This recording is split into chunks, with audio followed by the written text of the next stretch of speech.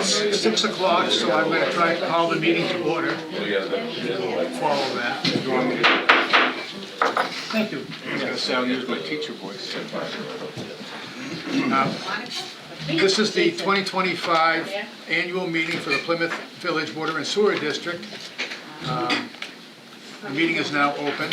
My name is Quentin Blaine. I'm the moderator for the district. And we'll start the meeting with a pledge of allegiance, please.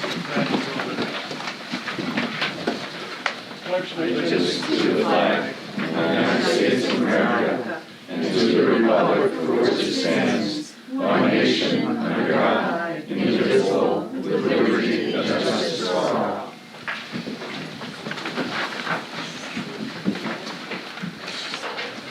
First, I'll report on the election results. You may already know what they were for yesterday. There was Stephanie Halter was the sole candidate for commissioner, and she received 396 votes, and there were 2 write-ins. And I declare Stephanie to be duly elected. I think you were already taking it out, right? I think we left it for future. Can I make a comment now? Sure. Or ask a question? Michael Renkert, 28 Chatteran. I'm just curious on how many individual family households are in the district? Well, I'm not the moderator, but I think we should hold public comment until later in the I'll session. allow this one question if it's this one that's somebody knows off the top of their head. But, Well, can I make a motion? well, actually, there's nothing on the floor, so we've opened the meeting, and we had the election results, and I'd like to go through the items that are on the warrant for the. Will I be able to make a motion after? Sure, when it's discussion on the floor. Hi. You're fine. Name, please?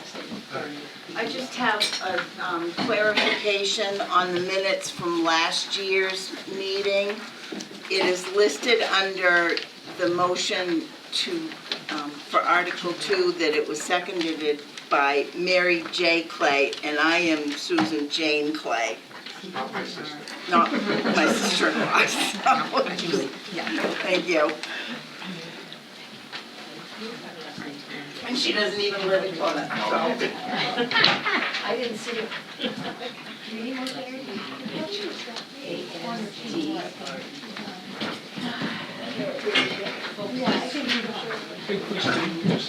You think maybe the rows could move up so we could fit more people who can see? Sure. No, that all makes sense. I think we can move the side too. Dan? Not right now. It's kept here.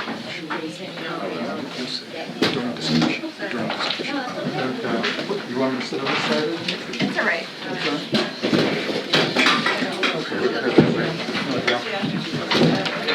Get really close. Sir, when we open the polls, we'll be open for an hour, so I'll give you a minute. So ask that. Or can I do it whenever we have, when we open up for discussion? Yeah. And maybe let Kim know.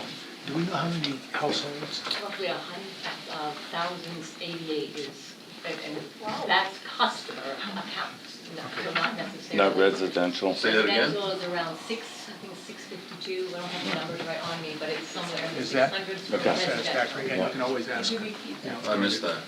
Repeat that. So customer accounts overall, which is all categories, residential, commercial, is around, I think it's 1188, something in the 1100s. And then for residentials, it's around 662. I don't have the exact number, but it's in the 600s. Okay, we're going to move now to Article 2. And for Articles 2 through 8, when it comes time to vote, each one of those will be a paper ballot vote. You have the yes/no votes here, and they're color coordinated. And we'll put them in there, but the polls have to remain open for 1 hour. So then, but while that 1 hour is, we'll move on to the next one and sort of overlap some of the votes. But we'll go now to Article 2. To see if the district will vote to raise and appropriate the sum of $6,300,000 for the purpose of completing additional work on the water lines on Highland Street, Reservoir Road, and Emerson Street, and to authorize the issuance of not more than $6,300,000 of bonds or notes in accordance with the provisions of the Municipal Finance Act, RSA 33, and to authorize the commissioners to apply for, accept, and expend unanticipated money from the state, federal, or other governmental unit or a private source which becomes available pursuant to RSA 31:95B for the same or similar purposes of this article. To authorize the commissioners to issue and negotiate such bonds or notes and to determine the rate of interest thereon. To authorize the commissioners to expend such monies as they become available and to pass any vote relating thereto, and furthermore, to authorize the commissioners to apply for, receive, and expend other federal and state grants that may become available. This appropriation will potentially be financed through a loan and grant package from the New Hampshire Drinking Water and Groundwater Trust Fund and the New Hampshire Drinking Water State Revolving Loan Fund. The commissioners recommend passage of this article. As I've stated, it'll be a paper ballot once we open the polls. Jason, did you want to make any comments on Article number 2? We need to get the motion on the floor. Oh, yeah. Is there a motion? So moved. Is there a second? Second. Okay, it's been moved and seconded. And Jason, do you have comments to Yep. make? And I'm going to Jason because I think you can introduce yourself. Yes, thank you. Thank you for coming out this evening to the Plymouth Village Water and Sewer District's annual meeting. My name is Jason Randall. I'm the Director of Operations here, and I'll give you a short presentation on each warrant article. And then hopefully that'll clarify any questions you may have. Feel free to ask questions after we run through a slide or two for each project. So if you want to turn around, this is going to be an interactive presentation. It'll be facing forward and backward throughout the evening. Here we go.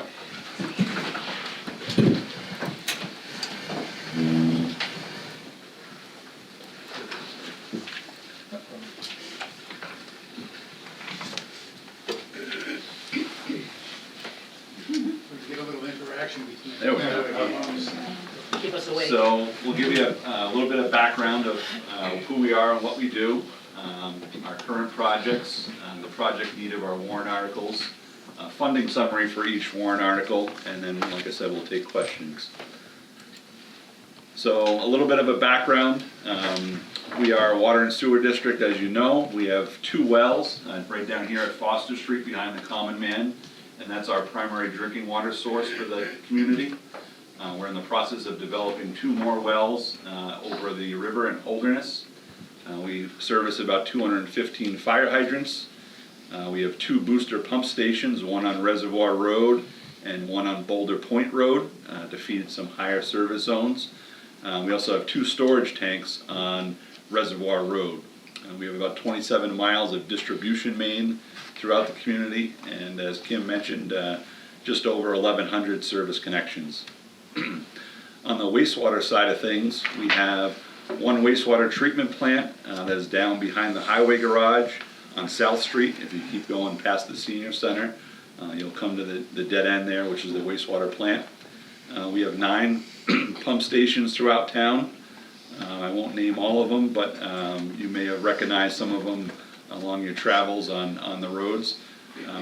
We have 749 manholes throughout the town, which are our access to our sewer collection system, and about the same number of gravity main miles, about 27 miles, and 4 miles of sewer force main that are downstream of each of those pump stations.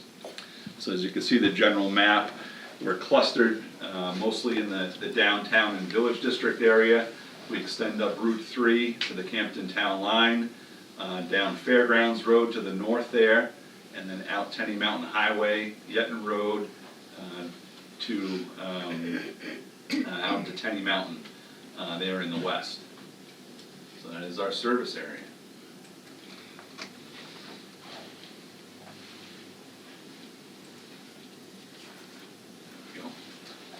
So a little bit of a background on some of the improvements we've made over the years. Since 2014, we've been working on asset management efforts, which is the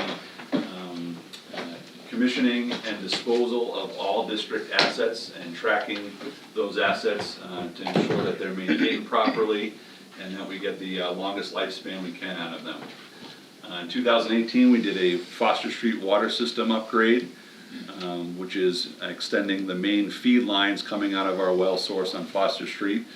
In 2018, we also approved $18 million in warrant articles for our Holderness Well project, which is currently under construction, like I said, just across the river. Our Main Street Water and Sewer project, which was completed in 2023 and 2024. Bailey and Langdon Street was deferred to a later date because that was under the funding package with Main Street, and Main Street took up some of that funding. We are in design on a sewer force main extension down here along the Baker River. That'll go from just behind the high school and extend to the pump station that's directly across the road here at our office. And that is the third phase of sewer force main upgrade along that stretch that'll complete that project that's been ongoing since 2013. We completed a pump station number 1 improvement, which is this pump station right here on Old North Main Street. Foster Street generator improvements, as well as the wastewater treatment plant septage receiving improvements. And that is to allow septage trucks to come into our facility from surrounding towns. People on private septic systems can dispose of their septage at our facility for a fee. So those fees do offset our customer rates. In 2022, we embarked on a series of what we call ARPA projects. It was the American Rescue Plan Act funding that came through on Highland Street, Russell Street, Reservoir Road, and Emerson Street. You'll see article number 2 is related to that funding. In 2024, we had drinking water and clean water projects that were approved and currently working on design for Avery Street, Cumming Street, Pleasant Street, and a wastewater treatment plant solar array that is going to be under construction coming up this summer. So we are actively managing our assets. So warrant article number 2, we have Highland Street, which is 5,300 feet of 1920s to 1950s 10 and 12 inch cast iron line. We've had 15 water main breaks over the recent history on that section of line. So it's some of our oldest left, other than Main Street, was of similar vintage in the system. Reservoir Road is about 3,000 feet of 1950s 10 inch cast iron. It's a critical high pressure zone main. It's from our upper tank that feeds down into the community. There's a single feed line that comes out from that tank, and this is what we'll be replacing. There's fire flow deficiencies coming from that line. Also Emerson Street, we have 1920 6-inch and 8-inch cast iron. We've had 4 water main breaks on that road, and there is potential for lead service connections on that road based on history. So that's one of our initiatives, is to get all of the lead out as we can. You guys might have received mailings from us in order to identify unknown service line material. And as you can see right on the bottom left there, that shiny piece of pipe, that is a lead service line connection that has been replaced on Emerson Street with that blue plastic connection. So we are in the process of completing our inventory for lead service lines, and we have funding to replace those as well. So these 4 streets, Highland Street, Reservoir Road, Emerson Street, and Highland Street, we're doing a 3,000 foot of cleaning and lining of an existing feed line. So we actually have two mains on Highland Street. We have a low pressure feed line that feeds from the wells up to the low tank, but we also, as you start climbing the hill, we have a high pressure line that comes down the hill by gravity and feeds residences along there too, essentially splitting off. If you are familiar with where Summer Street is, crossing the PSU campus, from there going up the hill is part of the high pressure feed system. So we've cut into the the low-pressure feed system main during the Main Street project, and we found that pipe to be of decent material, and we are going to be lining that pipe, and that is a significant cost savings for 3,000 feet of line versus replacing it altogether. So that is part of this project. And here is the funding summary. So originally in 2022, we appropriated $2 million for Highland Street, 1.116 million for Reservoir Road, and $392,000 for Emerson Street. That funding was a combination of ARPA grant. You can see we got $1.4 million in ARPA grant. And we also had a clean water SRF and a drinking water SRF loan for Emerson Street. And we also had drinking water and groundwater trust fund loan and grant money. So it was a combination of 3 funding sources for this original project cost.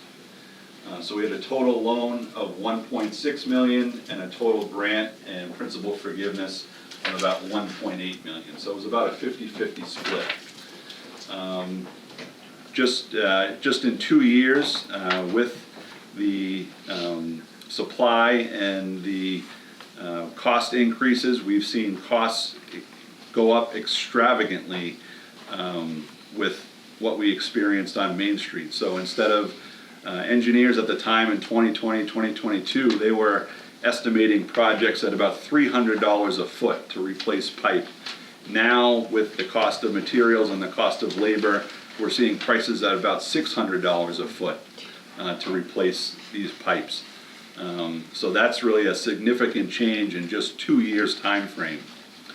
So we're looking at additional funding required for Highland Street of about $4 million, Reservoir Road about $1.7 million, and Emerson Street about $143 million, which equates to about $6.3 million. So, what do? We went back to the Drinking Water and Groundwater Trust Fund and we said we need an additional $6.3 million to make this project happen. Other factors, drivers for increased water project costs are, like I said, number one, the revised cost estimates. The project scope has expanded slightly to include that 3,000 feet of water main lining on Highland Street. And we've also run into soil management is added unforeseen costs. So there's new regulations in the state which require you to pre-characterize all roadway soils under asphalt whenever you're digging them. And just recently, PFAS compounds have also been added to the soil standards list, which have been found ubiquitously throughout the state in shallow soils. So there's a likelihood that those soils that we may encounter may be required to be landfilled. So that's another cost. And then also sewer costs have been reduced in this project concurrently because we decided instead of replacing sewer pipes, we did an additional inspection, and we're also going to line the sewer pipes along that section. So we're seeing a sewer project estimated windfall of about 1.1 million, so reducing that sewer cost. But we can't allocate that 1.1 million to the water side because of the way the warrant articles were written in 2022. They specifically said this much for water, this much for sewer. So it's not a single pot of money that we can spread between water and sewer for each road. So we will be saving costs on the sewer side, but obviously we will be seeing much higher costs on the water side. So we went to the trust fund and we asked for a 40% grant and a 60% loan. And they came back and they said that their commission would not be able to approve that. And the best they could do was 80% loan and a 20% grant. So you can see that breakout here. It ends up being about $5 million worth of loan and about $1.2 million worth of grant. So that's the way this additional money broke out in the funding. So here we go to speed up to 2025. Here's the total project. Total project cost is 9.8 million, and our total loan is 6.6 million, and total grant is 3.1 million, which is about just about a 70-30 split between loan and grant, which is typical of other funding agencies, USDA Rural Development, and our history with the Clean Water and Drinking Water SRFs. The breakout is typically a 70-30 split. So this is, I think, is the best that we can do funding-wise with what we have in front of us. And we anticipate being at 100% design and out to bid April and May if this warrant article is passed this evening. So that means construction would be this summer. We will try to require any contractor to complete this project in one summer. So that means that would hopefully get the best contractor available and similar to Main Street, make it as efficient as possible. And we also have an ARPA funding deadline of June 1st, 2026. So that 1.4 million in ARPA funding, if we don't move this project forward, we would lose that funding as of next June. So it's critical that we, in order to maintain that funding as part of this project, to move it forward. Also, this project is being coordinated with the town of Plymouth and their drainage project on Highland Street, which is going to take place from Old Ward Bridge down to Broadway. So they are working with DOT to make that happen, and we want to take the one dig approach. We don't want to be in there twice. Great. Yep. That's all. That did pass once. Okay. Could you all just briefly say, Jason, speak to the importance of this particular project in the list of all the projects that we have in front of us? So this project originally came about as part of our 2014 Drinking Water Master Plan. So the master plan looked at all of the roadways and sewer water lines in town and prioritized them based on level of likelihood of failure and the consequence of failure. So obviously Highland Street is a main corridor in town, and the likelihood of failure was high because it's a very old line, and the consequence of failure was high because it would have significant disruptions when it breaks. So that's how we scored this project as the top priority. Are there other questions regarding this article? I just wanted to, Katie Hedberg from Emerson Street. The Emerson Street building project for the street was also approved last night at town meeting. Oh, excellent. So the town also has funds set aside to do the major infrastructure work that needs to be done on Emerson Street, so that would tie in. That's great. Yes, ma'am. Yeah, Julie Bernier. Excuse my naivety. Can you explain, since most of this is loan, obviously we have to pay that back, what's the impact to the rate for this project? And then I'm going to ask a question that was asked last night that I thought was a great first question. If we pass everything that's on here tonight, what's the overall impact on the rates to us? So the Board of Commissioners had engaged with a rate consultant, Raftellus. We did a rate study in 2023, and it was presented last January. And that rate study included these capital projects, and we are looking at a 5% increase per year for about the next 5 years. So that, in combination with cash on hand and fund balance, will offset some of the additional loan That's costs. 5% each year. Correct. On top of. For water customers. Water customers. customers, Okay. not- Water customers, Yep. yeah. Oh, water only, okay. That's just on this one, or that's on all of them? That's on all of them. We do have some sewer projects Yeah. which would be similar. Okay. Yep.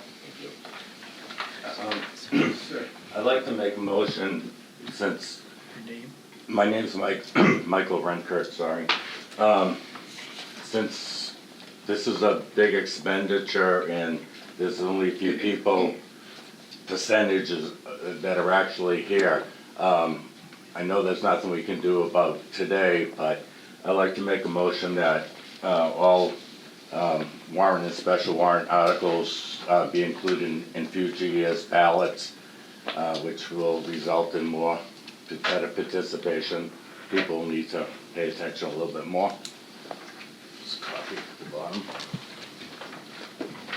Second? Is there a second? Is it, It's really out of order, actually. there's a motion. That, because it's not germane to the article that we're looking at. We could maybe present this at a board meeting for the water and sewer. The law says that if anybody is coming to vote at a meeting, they have to be warranted. It has to be on the warrant. So we can't bring something in different than what's on the warrant. You can petition it in the future so that it's on the warrant and people can vote on it. But it's illegal in the state of New Hampshire to do it that way. It has to be warranted. People have to be aware of what they're coming to vote on. And people aren't aware because this came and everybody wasn't aware with all the published stuff that had to be done in advance. So to be clear, it's to have these votes happen with the town votes, does that sound right? Well, I'm not sure, we'd have to figure that out. That would have to be figured out. Excuse Um, me. The water and sewer district is, we are a district overlay in the town. We are not part of the town. So we would not be. Yeah, we go for commissioner over there. On a separate ballot. That's a separate ballot. So you can add that ballot. Couldn't we have like the warrant articles on the same ballot And in the future And years? the question that they have to be talked over with council is that in order to have it done like that, I think it would have to be on Senate Bill 2. Does that sound right, Quentin? Because you deal with Senate Bill 2. I don't know that for sure, if it makes any difference to that. Okay. But, Senate Bill 2 says that we hold a meeting, but no votes are taken, and they're taken at the polls. oh, right, so that is another way to Right. have it happen. So there are other ways to do it, but I've been doing this a long time. I'm for it, this is my second night out. Meeting room, so, okay.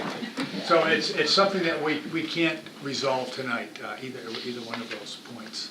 Well, we'd like to know when we can, that would be good. Yeah, and sometimes, yours may want to come before one of the commissioners' meetings, because they make some of those decisions, I would think. So, but this is the annual meeting, and we really have to stick pretty close to Let's do the it. warrant. Yeah. And especially, we've got 7 votes tonight, and the polls have to be open for an hour. Couldn't I have this motion put on next year's ballot? I don't know. I would put it on the agenda of the next board meeting. That's what I would suggest, and figure out the process to make it happen, if that's what is being, that would be my recommendation. Yeah, it couldn't come up at the next meeting here unless it was warned, on a warrant. Are there any further questions on Article 2? If not, we'll open it up to voting, and we're going to vote, and I think the top one is blue. You got it right. All right. I'm not very good with my colors. It's easiest to take them off from the back. I know. I'm sorry. So maybe I'll turn it around for the next one. That's what he did last night. You take it off and you peel it off the one you want to put in there. So you rip it in half and you give them the one. Yeah, make sure you rip it in half. If you like it, you can have Forget someone forgot that We last. had somebody put it in the ballot last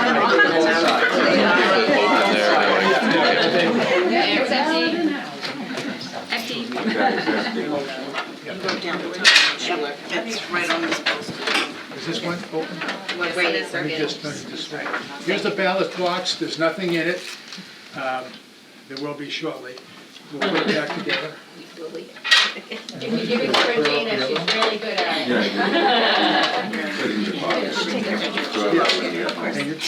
Regina. They have to take Carol on the way out.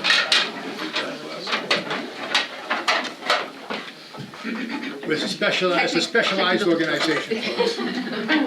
Brand new for this year. I was gonna say, we have the old boxes over there. Grab treasure chest. But do you have the keys? Yeah.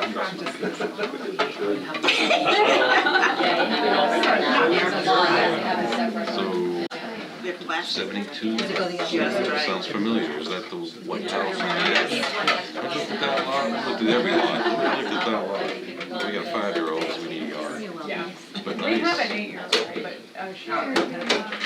she's No problem. We looked at. Okay, this is the ballot box for Article 2. It says Article 2 on it. It's empty. I'm going to put one vote in there from me. Yep. And then come along. The polls will be open for 1 hour, so it will be 7:32, I believe. Anybody still waiting to vote? Thank you. Please cast your ballot now, and we will. Everyone voted? And so what time do you have for opening? 6:32. 6:32. 7:30. 7:32. Okay. Is this next one green? We're gonna go from the back and make, no? No, No, they've got them labeled, light green. Lime green. Lime green. Lime green. I thought it was yellow until I looked at the. And there will be a piece of the color taped on the top of the box. Thank you, Ricky. Okay, if I can bring us back to order again, we will move on to Article 3, which is the low service zone water tank improvements. To see if the district will vote to raise and appropriate the sum of $7 million for the purpose of upgrading the district's low surface zone water storage tank at Reservoir Road, and to authorize the issuance of not more than $7 million of bonds or notes in accordance with the provisions of the Municipal Finance Act, RSA 33, and to authorize the commissioners to apply for and accept and expend unanticipated money from the state, federal, or other governmental unit or a private source which becomes available pursuant to RSA 31:95-B for the same or similar purposes of this article. To authorize the commissioners to issue and negotiate such bonds or notes and to determine the rate of interest thereon. To authorize the commissioners to expend such monies as they become available and to pass any vote relating thereto, and to furthermore to authorize the commissioners to apply for, receive, and expend other federal and state grants that may become available. The commissioners recommend this appropriation. Once again, paper ballots open for 1 hour and 3-fifths vote. Is there a motion for Article 3? So moved. Is there a second? Second. Article 3 has been moved and seconded. It can now be open to discussion. May I have them identify themselves so I can? You can identify yourself if you move and second this article. I seconded. Okay. Stephanie Halter. And who? Katie Hedberg. Kate, okay. Kate made the motion? I seconded it. Okay, thank you. Thank you. Okay, And I'm Barbara Noyes, I'm the clerk, and I'm way back here trying to know. Thank you, Barbara. we all should have signs, should have signs in the back of your heads so she can tell, or mirrors for your face or something. But Jason, do you want to Sure. give us a presentation on Article? So we have Article number 3 is our low pressure zone, 2.5 million gallon water storage tank. The replacement of the low pressure zone storage tank is critical to ensure continued service of safe drinking water to the district users. So as I mentioned previously, all the water that comes from our well source on Foster Street gets pumped to this one tank on Reservoir Road. And this one tank feeds a low pressure service zone, which is a lot of the low-lying areas such as Main Street, Fairgrounds Road, Route 3 North, and out on Tenny Mountain Highway.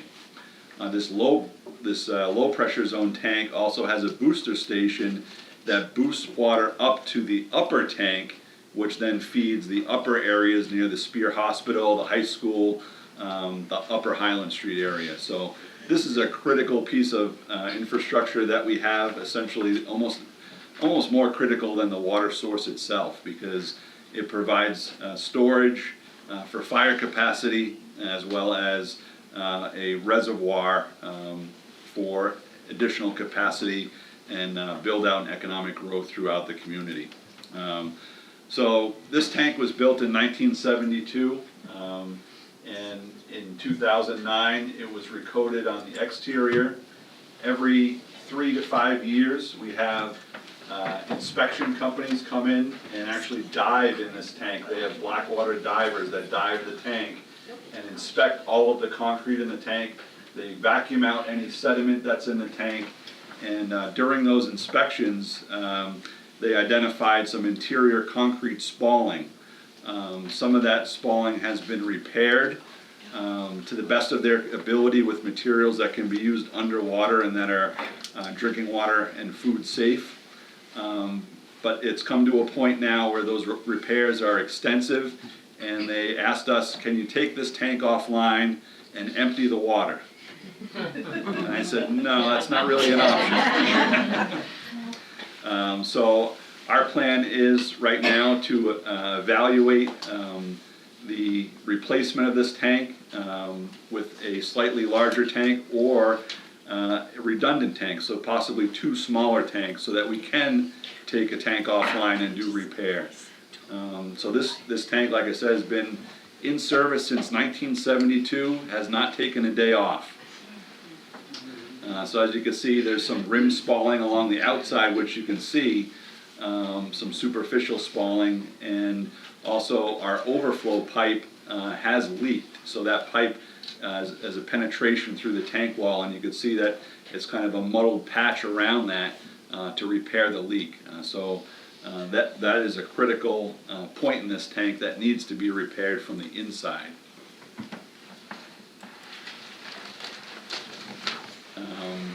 These are some of the pictures here from the inside of the tank that the diver took photographs underwater. The first picture on the top left is that overflow pipe, the inside of that, and the bottom corner there's a huge chunk of concrete missing, and the pipe is actually exposed and corroding in that location.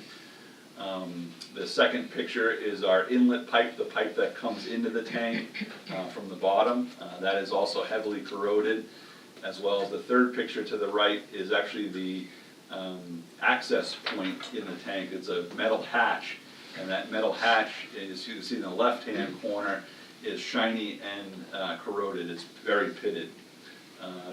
Bottom left is a small crack that was repaired, and you can see the material. They kind of scrape the wall down to get good adhesion and do their best to fill the cracks. The second picture in the bottom is also that overflow pipe. You can see it exposed. It's not supposed to be exposed in that location. The ladder rungs going up the overflow pipe, and then you can see above the water line, based on the fluctuation of the water level, ice does form in there, and the ice actually creates spalling on the concrete as well, the raw concrete surfaces. So everything that kind of looks barnacly up above the water is actually raw aggregate in the concrete. So that material falls to the bottom of the tank, and like I said, they vacuum it out every 3 to 5 years.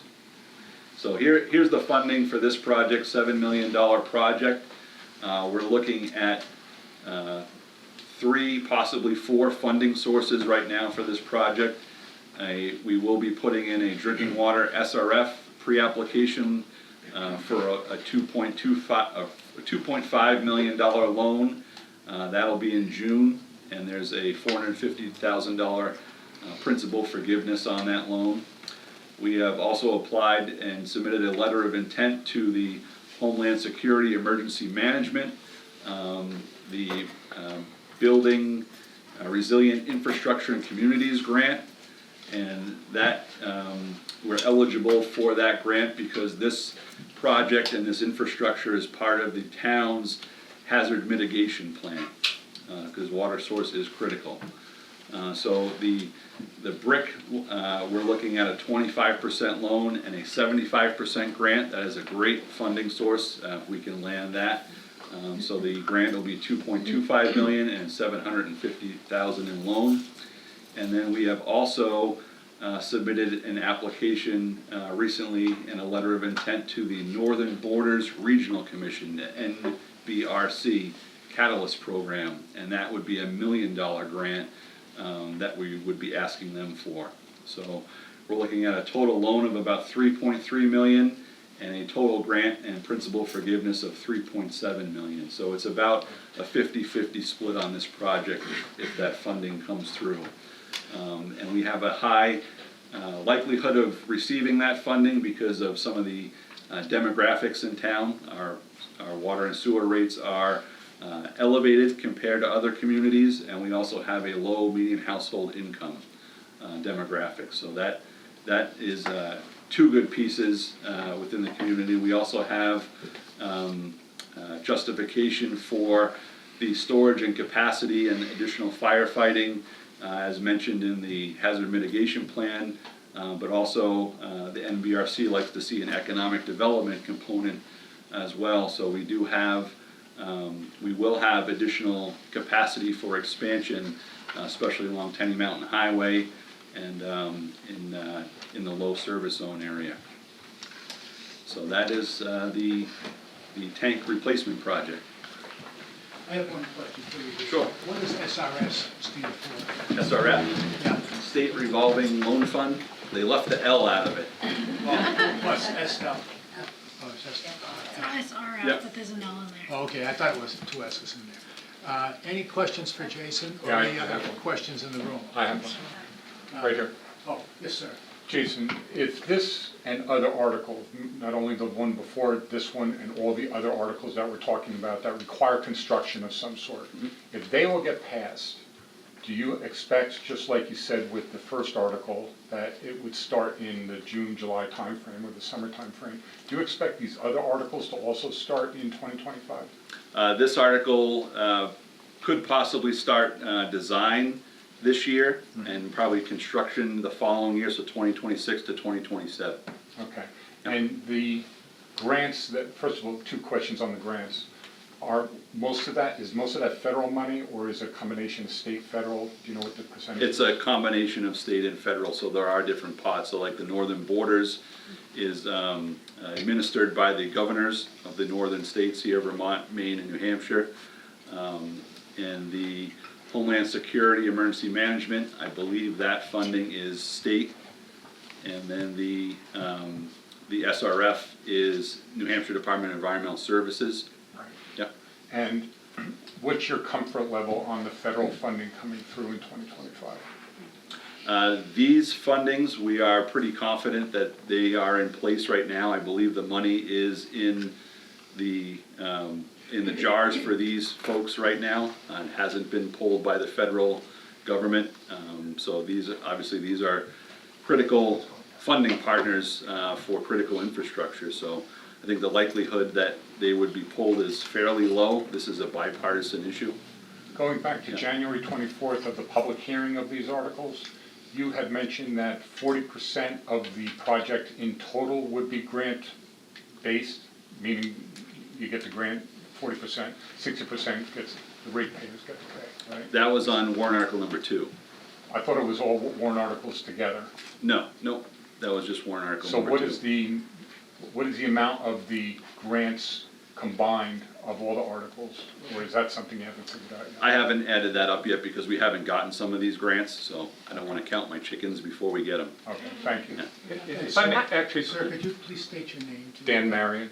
if I may just interject here, just briefly, before we go on to other questions. The passage of these articles does not obligate us to move forward. And if we lose funding, you have a comfort level here on the board that is not financially prudent, we're not going to move ahead. Where that's going to fall, I don't know. You know, there's a lot of uncertainty here with money coming in. But the important thing for us is to give us the opportunity here to move ahead while there is funding. And that's the important in passing these. But rest assured there is, there's a checkpoint here at every point along the way, depending on. Right, we're open to other funding sources too, so we're still exploring other funding sources that could provide additional grant. I have a question. Yep. Suzanne Hurd, and forgive me if you've covered this, but is the 5% increase dependent on getting this funding? So in other words, if you don't get the funding, could it be a larger increase, the 5% over the 5 years to the rate? Correct. Okay, Yep. So that's the commission's goal for the 5-year rates, is a 5% increase per year. We're trying to keep them as level as we can, and we've prepared for that financially. I thought I understood after this gentleman just spoke that if you didn't get the grants, you wouldn't go forward. But based on the answer you just gave, it sounds like if you get some, then you may be spending money and it would make the rates go up. Is that No, correct? So if the grants were factored into that 5%, so if we don't get the grants, we may not move forward with the project. Right. okay. Yeah, we have to be mindful of maintaining what we feel is a comfort level as far as rate increases, as far as our fund balance, money, cash we have on hand. And we're, That's what I understood you to say, but Right. the answer to her question seemed the opposite. well, and Well, I guess to step back for a minute, these projects won't hit, like I said, till about 2027. So we won't be repaying loans probably until 2028, 2029. So these projects won't be an immediate, affecting the rates this year. The rates increase this year because of past projects. So that's how kind of this progression is that these projects go into design for about a year or two possibly, and then construction is another year or two. So at the end of it, it may be a 5-year project, and then you don't start paying the loan back for a year after you complete the project. So that, it's about a six-year cycle until we start seeing the loan payments come about. Well, the other thing that needs to be understood is that if we don't put a warrant article in to say we can do it, we can't do it if we get all the funding. You have to approve it. That doesn't mean we're necessarily going to go ahead and do it. Okay? Does that make sense? Understood. Ma'am? Yes, what is the typical, Christine Marion, what is the typical lifespan of a water tank? Just to, It's about 50 years. it is 50 years, I was kind of surprised to see that you have a concrete tank, given the corrosive nature of the water. And I understand there's a manganese issue, so does that have any effect? The manganese has to do with the water source itself, not Right. the tank, but Right. that you would see, like on the lower left-hand picture where they scratched, you see the staining on the sidewall. Right. That is The manganese. likely from iron and manganese. Yep. Right, and can that be treated before it goes in the tank, or is that not So maybe there's a possible? new well coming. Yes, so we are, like Stephanie mentioned, we are currently developing a new water source that is close to non-detect for iron and manganese. Right. So there will be significant improvements Right. once those come on this year. Yeah, because for replacement of that tank, that's a, costly undertaking, hopefully the next one will last longer. The other contaminant we have is sodium and chloride. So road salt coming off the highway has highly corrosive impacts to our drinking water, and that's likely a lot of the impacts residents see with hot water heaters and such failing prematurely. I'm Katie Hedberg. Just following up on that, what other contaminants might we be worried about as we see this corrosion inside the tank? Those are the 4 primary contaminants: sodium and chloride, and then iron and manganese. Thank Yep. you. Just a question. Mary Nelson, so you hear a lot about plastic and its effects on people.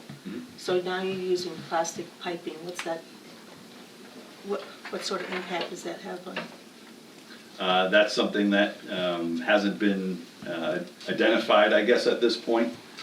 So similar to PFAS, it's been around for over 60 years, 70 years, since the 1940s, and only recently the science came about in order to identify it. So that's one of the things that we're looking at is over time, what are these impacts, and that is according to the American Water Works Association and the state agencies, that plastic is currently an approved material. Okay. It's better than lead. Better than lead. That makes me feel so much better. Are there other questions? Yeah, you got the gentleman supplied, sure. Okay. Hi. Along the lines of that, Linda Smithhurst. Along the lines of that, what materials are going to be used for the tank? Is it still going to be concrete, or are there other, Yep. are there better Yep, materials? so we'll do an analysis of what materials and what type of tank should be built there. Some of the smaller tanks we've seen with actually ceramic coated steel. Those tanks go up fairly easy and are pretty cost effective. Also, concrete tanks have kind of been the standard for the last 50 years. So that's something too to weigh out the maintenance versus the life cycle costs of the material of the tank. So there are different materials we will explore. Yep, and especially if we can get redundancy, we can take the tank down offline and actually repair the inside so it doesn't get this bad. Thank you. Any other questions or comments? Hearing none, we will bring Article 3 to a vote. It'll be the same procedure. This one is going to be the lime green, from what I understand.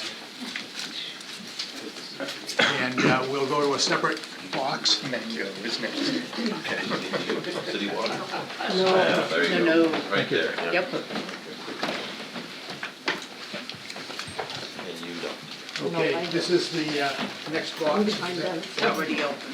Okay, there's nothing in it, except, nothing in here really to do that.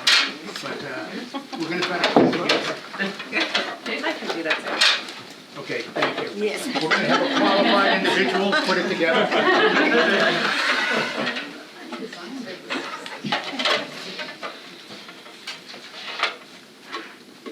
Hey, there you go. First try. And I'll put a ballot in there. And I'll declare that voting on Article 3. 3 is open. So everybody can cast a ballot, which will bring us to Article 4, the Foster Street water well replacement. Did you have a chance to vote? Did you have a chance to vote already? sir? Oh, yeah, I voted, thanks. I didn't want to disenfranchise anybody. And neither did I. Nope.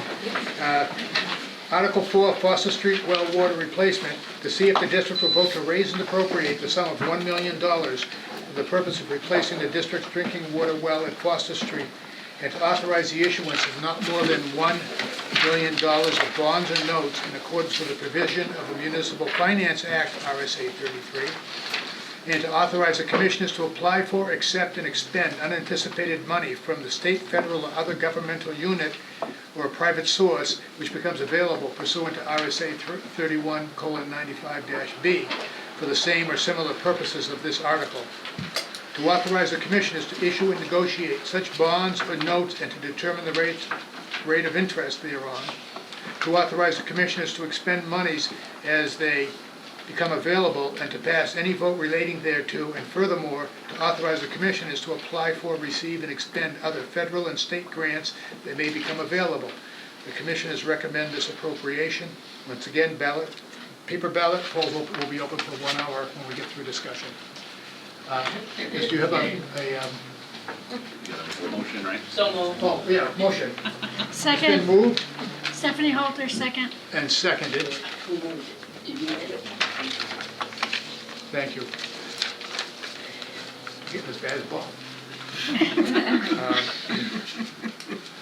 No, I wouldn't put that on you, Jason. But you want to go Sure. show and tell? So warrant article number 4 is our Foster Street water well replacement. So as I mentioned earlier, we have a site at the end of Foster Street behind the Common Man that contains 2 water supply wells, what we call number 1 and number 2, and a water treatment facility. So well 1 was constructed in 1951, and well 2 was added in 1962. Well, shortly after that, in 1964, the state came through and cut our parcel in half and pretty much set the highway 200 feet from our drinking water source. So these wells are impacted, like I said, with sodium and chloride and iron and manganese. Iron and manganese is naturally occurring, sodium and chloride obviously is human impact. The wells were constructed with a bronze shutter screen originally. So it's, as you can imagine, a drilled well in the ground with a steel casing, and at the bottom there's a screen. So just like a straw, it sucks the water up. And that bronze shutter screen is also very soft material, which is conducive to corrosion. The well number 2, which is out in our yard, it's the center picture at the bottom under that little vault. That well we were able to access and actually slip line, put a new screen, a stainless steel screen in on top of the bronze shutter screen. Well number 1, as you can see in the lower right hand picture, it's within the basement of our treatment facility, and we have to have a crane through the roof to access the pump for that well. So you can see the crane set up there pulling the pump. In order to install a screen in that well, we would need to demolish the building.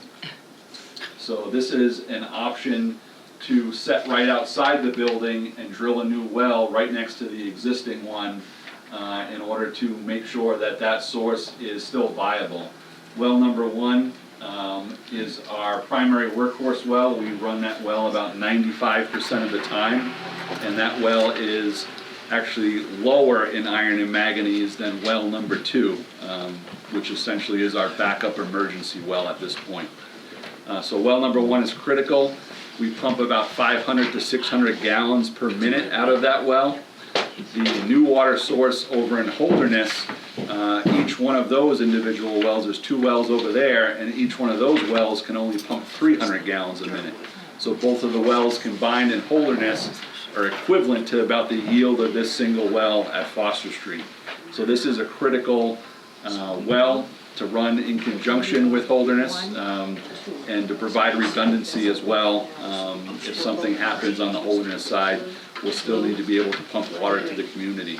So we're building in redundancy with this project and ensuring that this valuable well within our stratified drift aquifer is still operating. So that's another thing that we searched for our new wells since the 1960s, since the highway was put in, and we've drilled up and down the Baker River Valley, up and down the Pemmy River Valley, and several attempts to no avail, whether it's higher iron and manganese or the yield just wasn't there, up until 2013, 2014, when we identified the Holderness site and we were able to work with the landowner there to develop that site. So that's just how critical this water source is that it can't be replicated anywhere else within the community.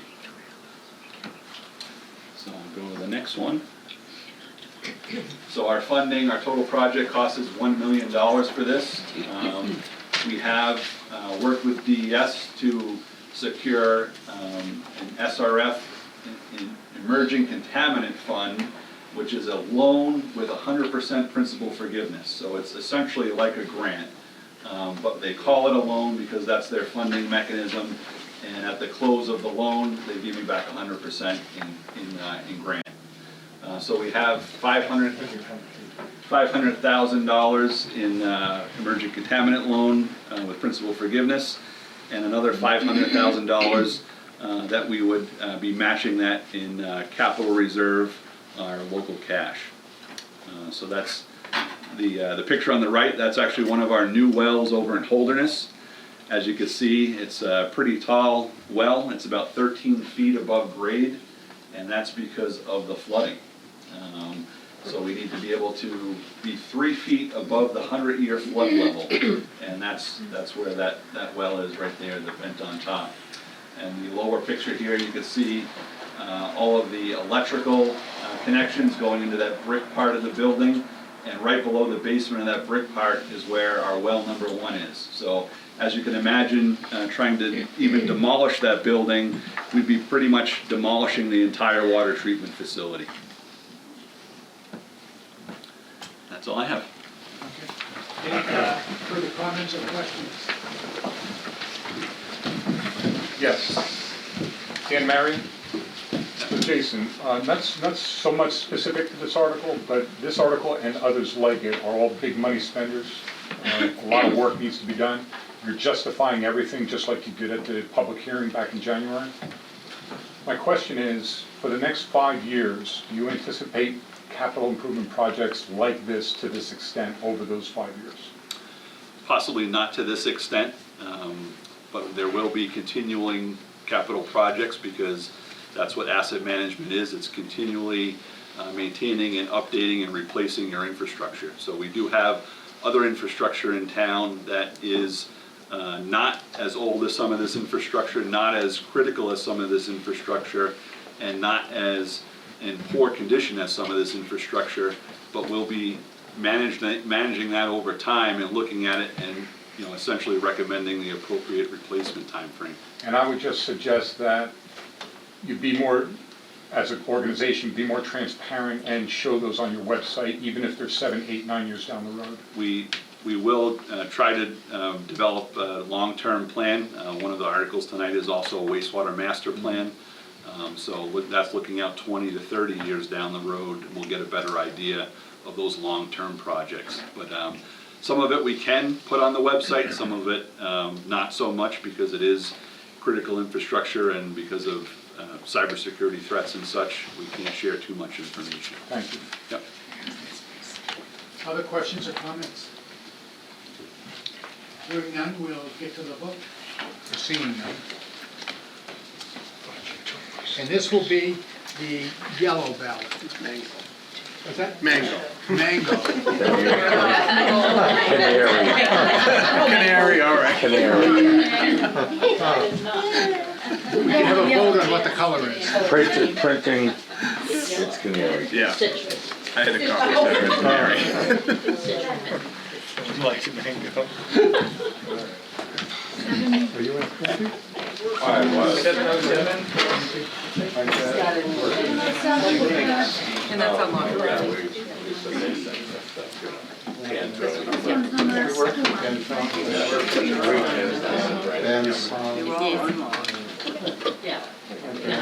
With your citronella, mango, lemon flavored. Okay, this is for,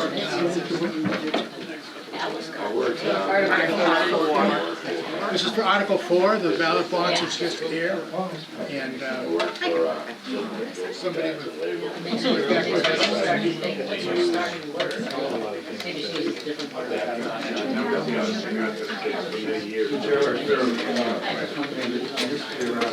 And so the ballot box for Article 4 is now open, and it will remain open for 1 hour. We will move to Article 5. And this is the wastewater master plan.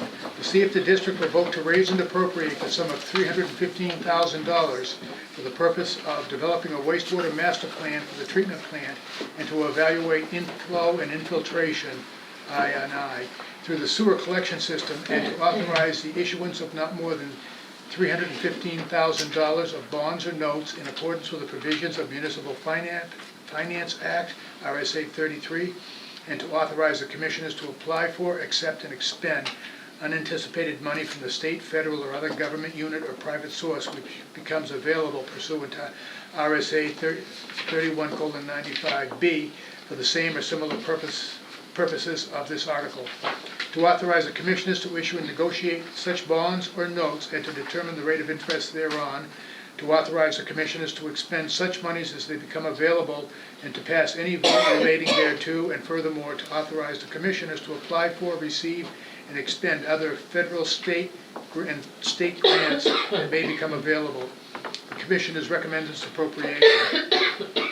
Once again, it's a paper ballot, and polls will be open for an hour with 3/5 majority. So move. Okay, it's been moved, is it seconded? Second.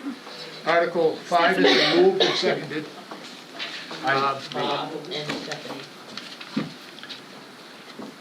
Jason, do you have a presentation? So the wastewater master plan, article number 5, as we just mentioned, is a perfect segue into this warrant article that we are looking to create a document that plays a key role in the district's management and maintenance of the wastewater treatment facility and the sewer collection system. So as I mentioned, we have a water master plan that was developed in 2014, and this would be a corresponding wastewater master plan to direct some of our wastewater activities. So phase 2, we actually jumped ahead to the sewer pump station and force main section. There's 3 phases of this master plan, and that received a $100,000 ARPA grant. So we are wrapping that up within the next few months.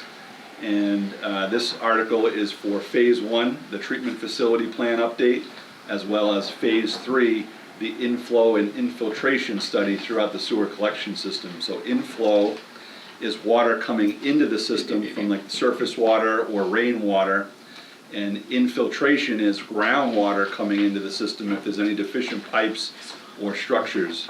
So we try to reduce those 2 sources of stormwater coming into the sewer system as much as possible, because we are paying to treat that water, which doesn't necessarily need to be treated. So that is a study that we would do in phase 3.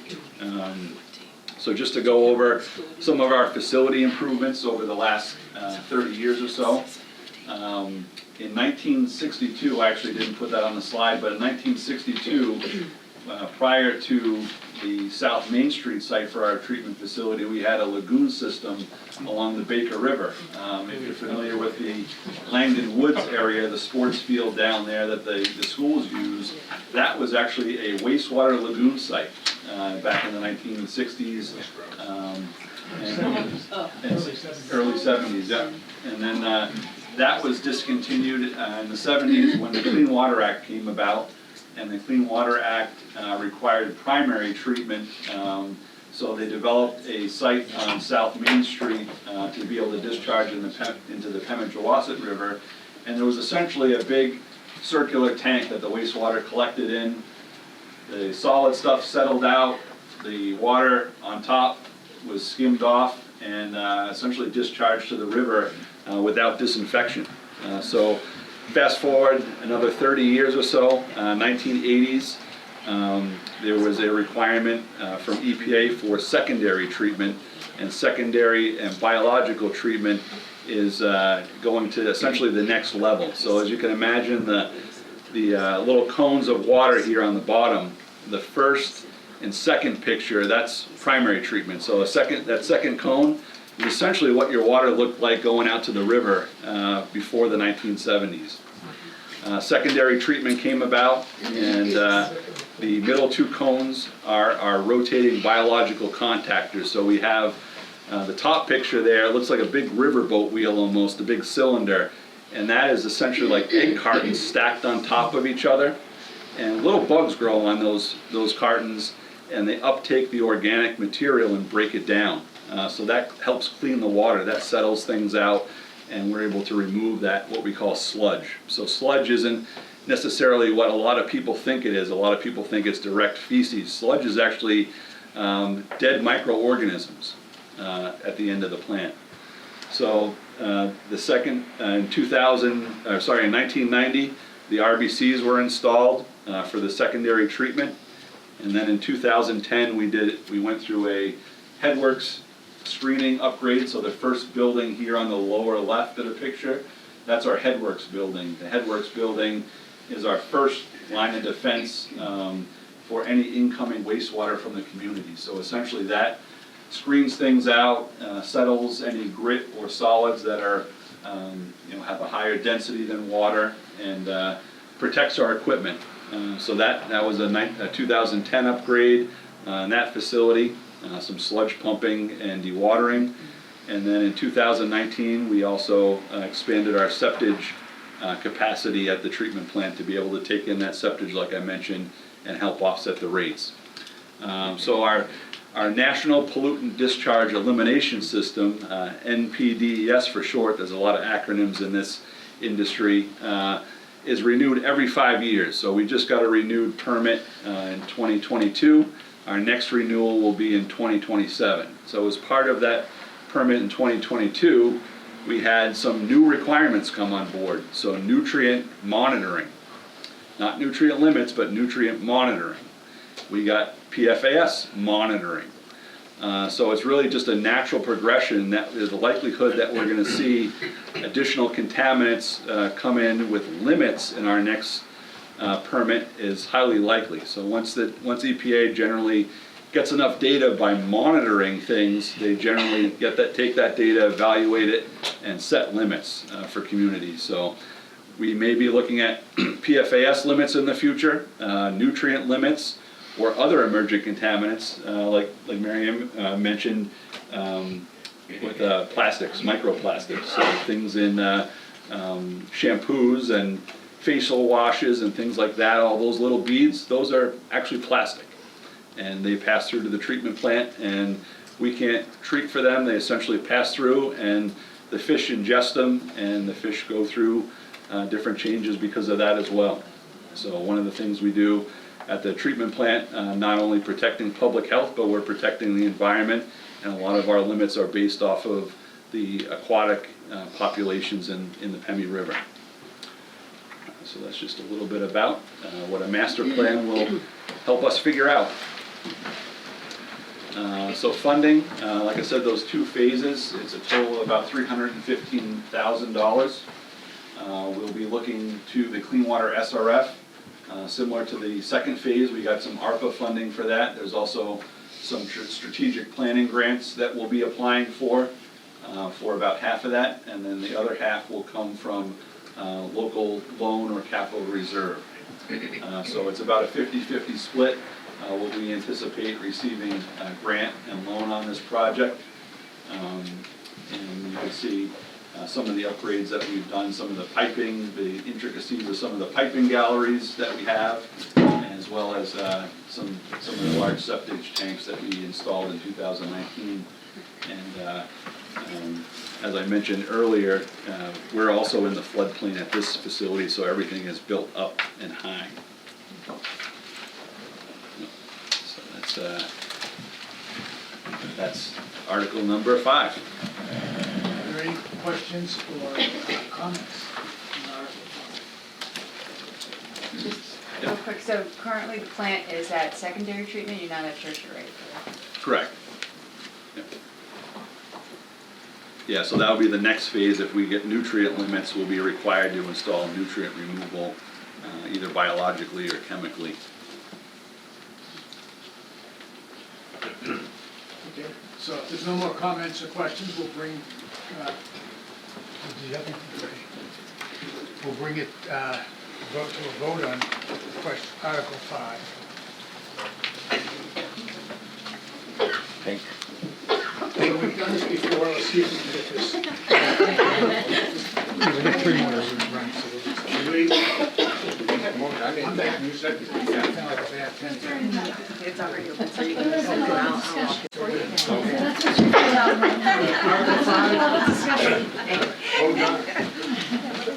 Is, I think people are now looking at it.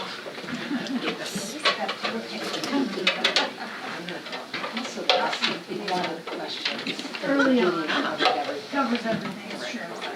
Yeah, people aren't even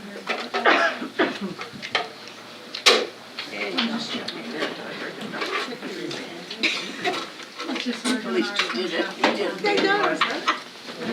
okay, so voting on Article 5 is now open, and it will remain open until 8:20.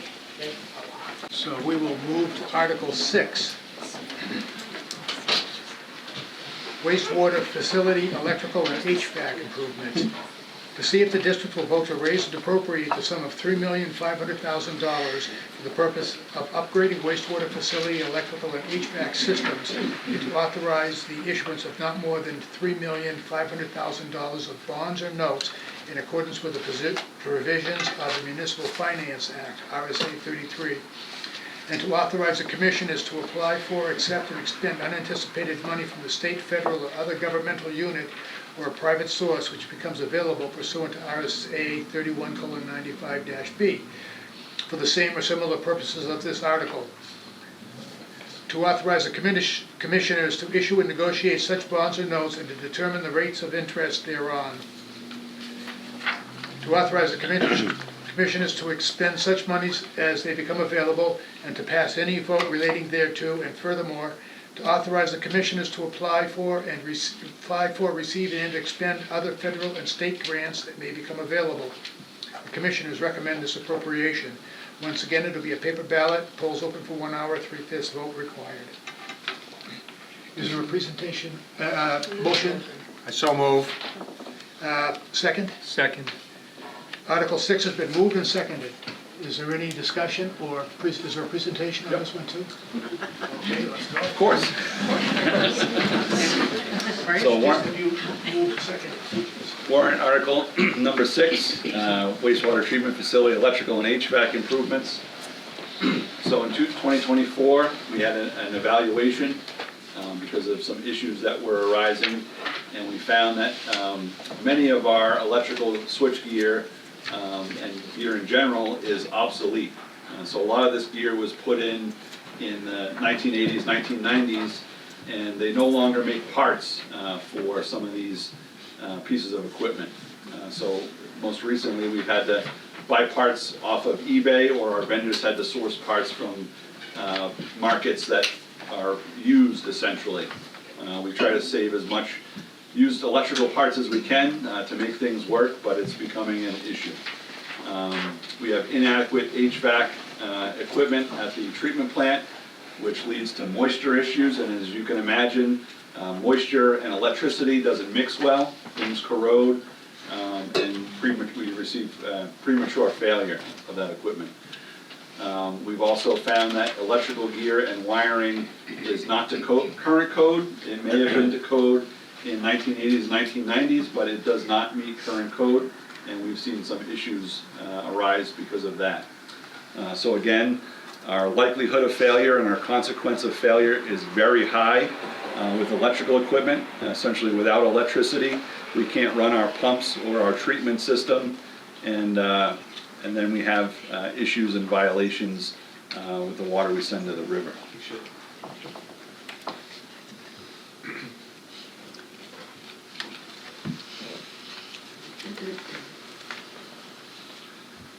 So this is a $3.5 million project.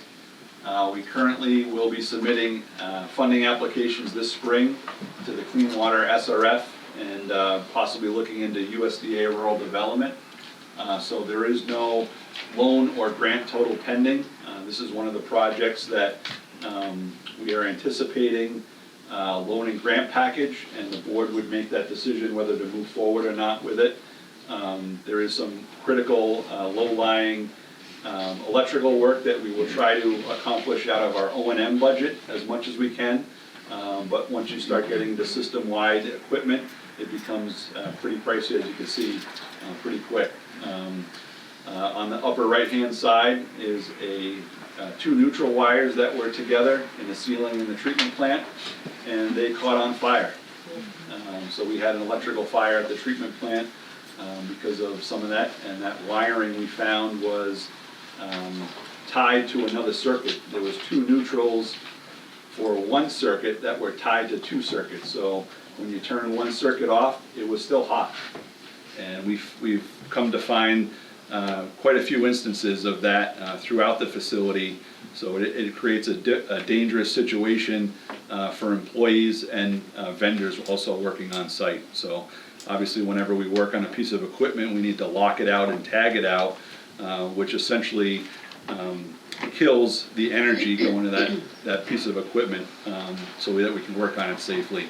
And it's just not a safe situation not knowing this. So as part of that evaluation, we are moving through to map out all of the electrical gear, and we'll be replacing that as we can. And like I said, hopefully have some funding come through in order to tackle the entire facility. Is that electrical done by a contractor or somebody that's a DIY? Nope, it would be a contractor. So we hire out. We used to have an electrician on staff. The ones that screwed up was a contractor? Correct. Because the wiring was to code, like I said, you could use two neutrals to two separate circuits in the 1980s and 1990s, but that is no longer to code. Any other questions or comments regarding Article 6?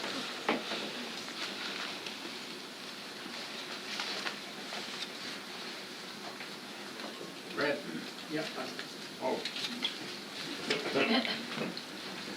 Yes, red. You got that one. Oh, Red, you can see red, okay. red, orange, and green. Okay. So I was just checking, because the first vote is gonna come, now it's Yeah, gonna we're be keeping at track. 7:32, so we'll. We're keeping track. 6:32, 7:32. Okay, it's the red ballot. We'll go through the process again, and then again and again. You're gonna get it one of these days, Quentin. Not right. I'm trying to get hit. Yeah. Okay, we have ballot box for Article 6, open.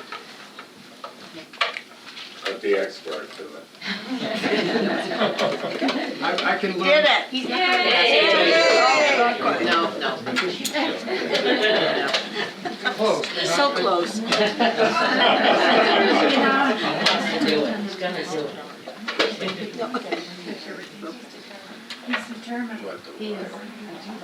I just need a bigger hammer. And now this is something happens. That's not close. Not close. Yeah, no. I practiced all week. She's been practicing it. I'll let you take one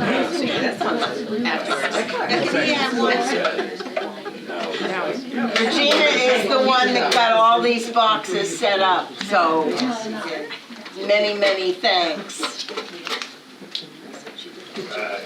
Okay, so voting for Article 6 is none, and one ballot. Jane has the result. Article 2 results? Yes, please. Yes, 23, no, 2. So 23 yes, no 2, that is more than 3/5 More than vote, 3/5. and I declare Article 2 has passed. And now we'll go on to Article 7, no, we just did 7. So Article 8. No, we're on 7. We are We're on at 7. 7? I thought we just voted on that. No, well, it's similar wording as Article 5, actually, so. I'm paying most attention to the dollar amounts. You just did the HVAC. Okay, that's right, yep, thank you.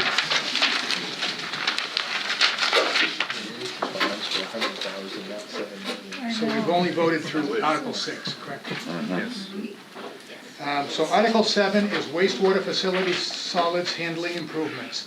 To see if the district will vote to raise and appropriate the sum of $7 million for the purpose of upgrading wastewater facility solids handling systems and to authorize the issuance of not more than $7 million of bonds or notes in accordance with the provisions of the Municipal Finance Act, RSA 33, and to authorize the commissioners to apply for, accept, and expend unanticipated money from the state, federal, or other governmental unit or a private source which becomes available pursuant to RSA 31:95B for the same or similar purposes of this article. To authorize the commissioners to issue and negotiate such bonds or notes and to determine the rate of interest thereon. To authorize commissioners to expend such monies as they become available and to pass any vote relating thereto, and furthermore, to authorize the commissioners to apply for, receive, and expend other federal, state, and grants, and state grants that may become available. The commissioners recommend this appropriation. Once again, at paper ballots, polls open for 1 hour and 3/5 vote. I so move. Moved, Article 7 is moved, is there a second? Second. You got it, Jenny. Article 7 has been moved and seconded. Jason, is there? So warrant article number 7 is our wastewater facility solids handling improvements. From 1990 to 2010, we dewatered our sludge. And what I mean by dewatering sludge, essentially the solids and the liquids in a slurry, pressing those liquids out of the solids. So as you can see up on the top picture there, that's called a belt filter press. So the sludge was essentially spread out onto a large belt and ran through a series of drums. And it squished that sludge and the water fell out to the bottom, and the sludge moved on into a truck and was brought to our very own composting facility. So back then we actually ran a compost facility making Class A biosolids. In 2010, that facility was essentially at the end of its life, useful life, and there was a lot of odor complaints, as you can imagine, in downtown from having large compost piles nearby. So we decided to transition to a lime stabilization process. So we added essentially, it's almost like the same lime you put on your garden to increase the pH. The same theory with lime stabilization. We increased the pH and that killed off the pathogens in the sludge. We ran the lime stabilization process from 2010 to 2023. It was a pretty nasty process. Lime, as you can imagine, lime dust was everywhere. It was a health hazard to the staff's respiratory, breathing that stuff in. So we discontinued that. The equipment, unfortunately, when it mixes with lime, only lasted about 13 years and it wore out. So we stopped doing lime stabilization, and we now just dewater our solids and send them to a contractor who then turns them into compost. And by essentially skipping that step, we're saving on the cost of lime and some added process control costs, but we are incurring a significant cost to essentially pay them to treat it further so that it's safe to recycle. So our 2025 budget is about $235,000 a year to remove solids and grit materials at our facility, which is almost the single largest operational budget line. So our Fournier press, which is the press that we currently have now at the bottom right-hand side, that was installed in 2010, and that works great. We've done some maintenance over the years to it, some critical maintenance to those cells. There's 6 dewatering cells on that, and we can make a 30%, what we call a cake. We call it a cake, a 30% cake on average, and that means that it still has 70% water in that material, but it essentially looks more or less like moist dirt. There's newer technology out nowadays that will actually remove more water, up to 90% solid, so we'd only have maybe 10% liquids in there, and that can be a Class A biosolids.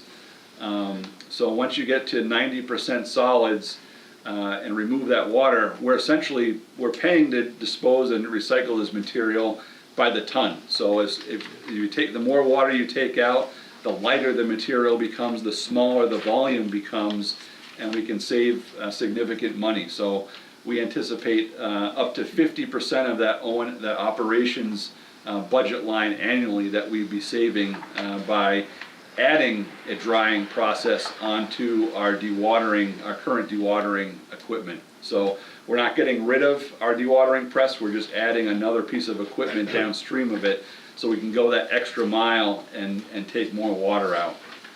So a Class A biosolids, we would have more options for recycling, like I said, smaller volume, better material, and we could potentially pivot to a landfill capacity if regulations come down the road on PFAS. Like I said, in the drinking water, we don't have PFAS in our drinking water, which is great. A lot of communities unfortunately do, and they have to put in large treatment on their drinking water side. But almost every single wastewater facility in the state has PFAS in their wastewater, and that's just because of the products we use as a society. Unfortunately, or actually fortunately, we don't have any large industry in town that's contributing these contaminants. It's generally from residents. Think about all the materials that you have on a daily basis that have PFAS in them, any sort of probably fleece jackets or waterproofing for boots, anything ski-related, waxes and such could have PFAS in them.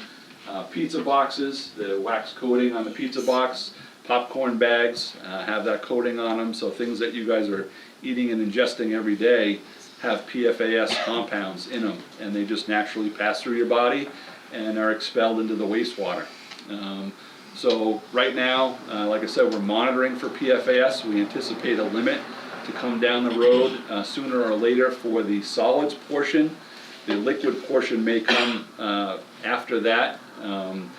Currently, the state, like I said, has soil remediation standards now for PFAS. So if PFAS are found in the soils at a certain level, they have to be essentially landfilled or remediated and removed. So that's the next progression coming down the road for wastewater solids is we're likely to see PFAS limits, and reducing our volume will not treat for PFAS. There is currently no viable treatment for PFAS in solids, but at least it'll reduce our volume and get us to a point where we can, like I said, have more options to dispose of it at a lower cost. So this project is $7 million, and we are looking also at clean water SRF funding and possibly USDA rural development. Funding applications will also be coming in the spring for this, so this is another one just getting ahead of the game. If we can pass this warrant article and show that as a community we want to move forward in this direction, it's a higher likelihood that we'll receive grant funding through these applications. So benefits of using biosolids, it's a slow release, plant available nitrogen and vital nutrients.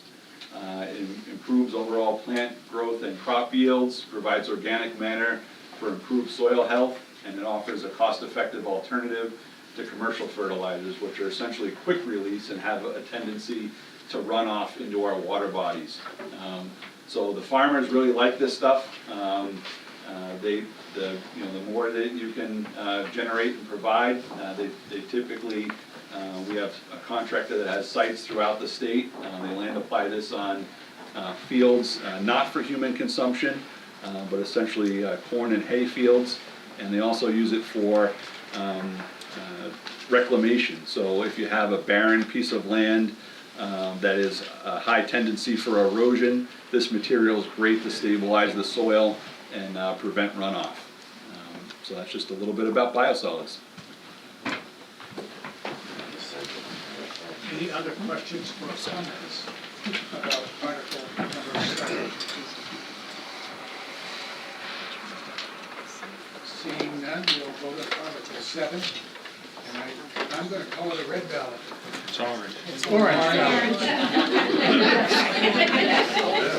He's colorblind. I'm going to call it whatever I want to call it. It's a reddish orange ballot. I knew it was different when the red one was on top of it. I need two to compare. And I should have asked first. All right, 7:45. Okay, so I will cast my ballot. And we'll open up, voting up to everybody. Excuse me. There's a lot Gene, I hope you're getting paid locksmith rates. Don't, please do. here, so nothing in here. Nothing here.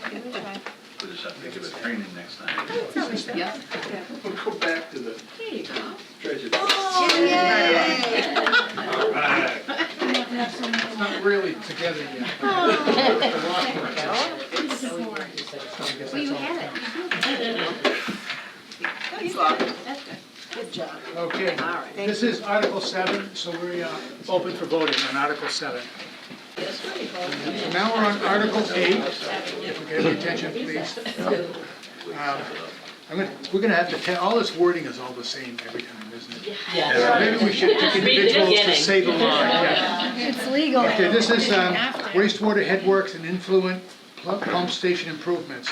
To see if the district will vote to raise and appropriate the sum of $7 million for the purpose of upgrading wastewater headworks and influent pump stations, and to authorize the issuance of not more than $7 million of bonds or notes in accordance with the provisions of the Municipal Finance Act, RSA 33, and to authorize the commissioners to apply for, accept, and expend unanticipated money from the state, federal, or other governmental unit or private source, which becomes available pursuant to RSA 31:95B, for the same or similar purposes of this article. To authorize the commissioners to issue and negotiate such bonds or notes and to determine the rate of interest thereon. To authorize the commissioners to expend such monies as they become available and to pass any vote relating thereto. And furthermore, to authorize the commissioners to apply for, receive, and expend other federal, state, and state grants that may become available. The commissioners recommend this appropriation. Once again, paper ballot, polls open 1 hour, 3/5 vote required. So move. Is there a motion? This Article 8 has been moved. Is there a second? Second. Jason, do you want to? Yep. So warrant article number 8, our wastewater headworks and influent pump station. So as I mentioned earlier, this is the first line of defense to protect our wastewater treatment plant equipment. As you can see in the pictures, these are some of the materials that we come in contact with on a daily basis. This is what's in the sewer and what clogs our pumps. So we have screening and washing of organics that was included in the 2010 upgrade at our facility. And then grit classification removal was last upgraded in 1990 with some modifications to make it work because it failed in 2016. We also pump to our clarifiers from this facility, this influent wet well.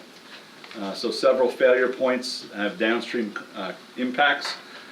First of all, back in 2010, when the influent pump station was upgraded, I believe it was a decision of the district at that time not to expand the wet well. And that has proven the wet well is too shallow. So essentially we have submersible pumps in this tank, and those pumps aren't submerged. Those pumps are only about a foot or two off the floor, and the water level gets that high. If the water level gets any higher, it actually floods the bottom of our station. So as you can imagine, all these non-flushable materials come into the wet well. Fats, oils, and greases make what we call a fat berg, and it surrounds the motor on these pumps because the motor is above the pump part of these pumps that are in the wet well, and it surrounds the motor and essentially acts like insulation, and it just burns the motor up. An electric motor needs natural air or water to cool, and when the fat and oils and greases get around it mixed with these non-flushable materials, it becomes a disaster. So we've had failed pumps over the years. We've also had short cycling because the wet well is so shallow. These pumps got to run on, off, on, off, on, off, on, off all the time, and we get these flow surges into our pumps, into our treatment facility, which definitely impacts our ability to treat. We also have our grit classification and removal. We only have a grit capture of about 75%, if that, at this point in time. And we really need to remove that grit because if the grit passes downstream and gets into these pumps, it wears the impellers, it wears all the equipment. As you can imagine, it's almost like sandpaper on this equipment. So we need to be able to remove that. And then it also creates a bottleneck essentially and a hydraulic deficiency in our system. So yeah, the lower picture, what we're looking at is kind of like a pump on its side, and that's the impeller that spins around and sends the water. And the water actually comes up from the right-hand side up into the pump and then shoots out. And that's a non-flushable material that got clogged in that pump. So that's how some of this stuff looks. It's a mixture of wet wipes, baby wipes, feminine hygiene products, what we call rags, fats, oils, and greases. All this material conglomerates at our facility if it's not screened properly, and clogs our pumps. So then we have downtime. Our staff have to go in there and essentially take the pumps apart, pull all this stuff out by hand, and dispose of it in the trash. We also see sharps in here, hypodermic needles, things like that. So we tend to use pliers to pull this stuff out rather than our hands. But it could be anything. We find all kinds of stuff in here, and it's just a nasty job. So we want to do a better job at protecting our staff, but also protecting our equipment by removing this stuff and improving the headworks building. So this project, as mentioned, was $7 million. We are also looking to apply to Clean Water SRF and USDA this spring, and it's pending loan and grant package.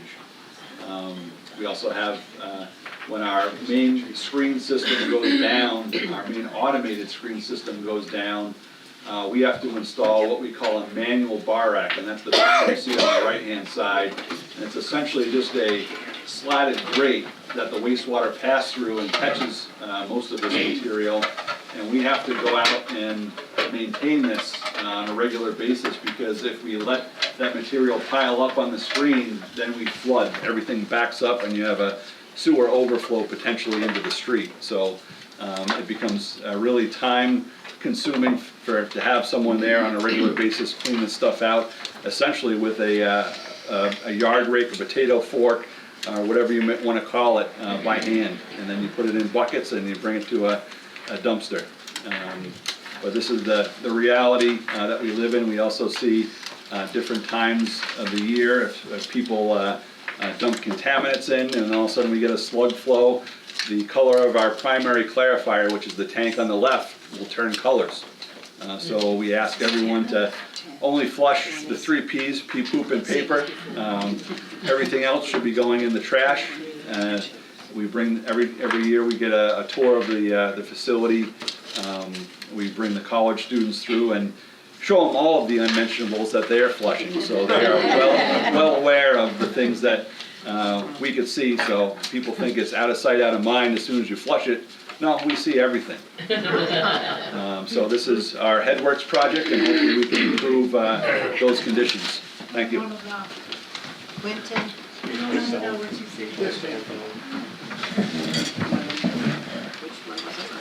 Article 3. Okay, Article 3, timing is up, I guess, so we will.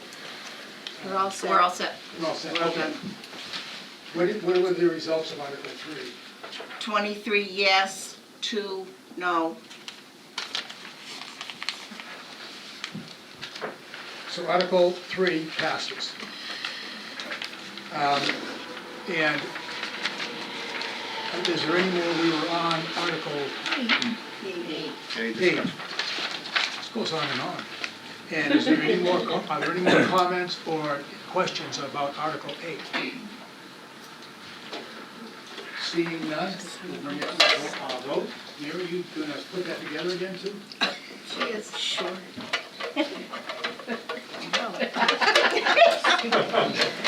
And Article 8 is going to be a green ballot.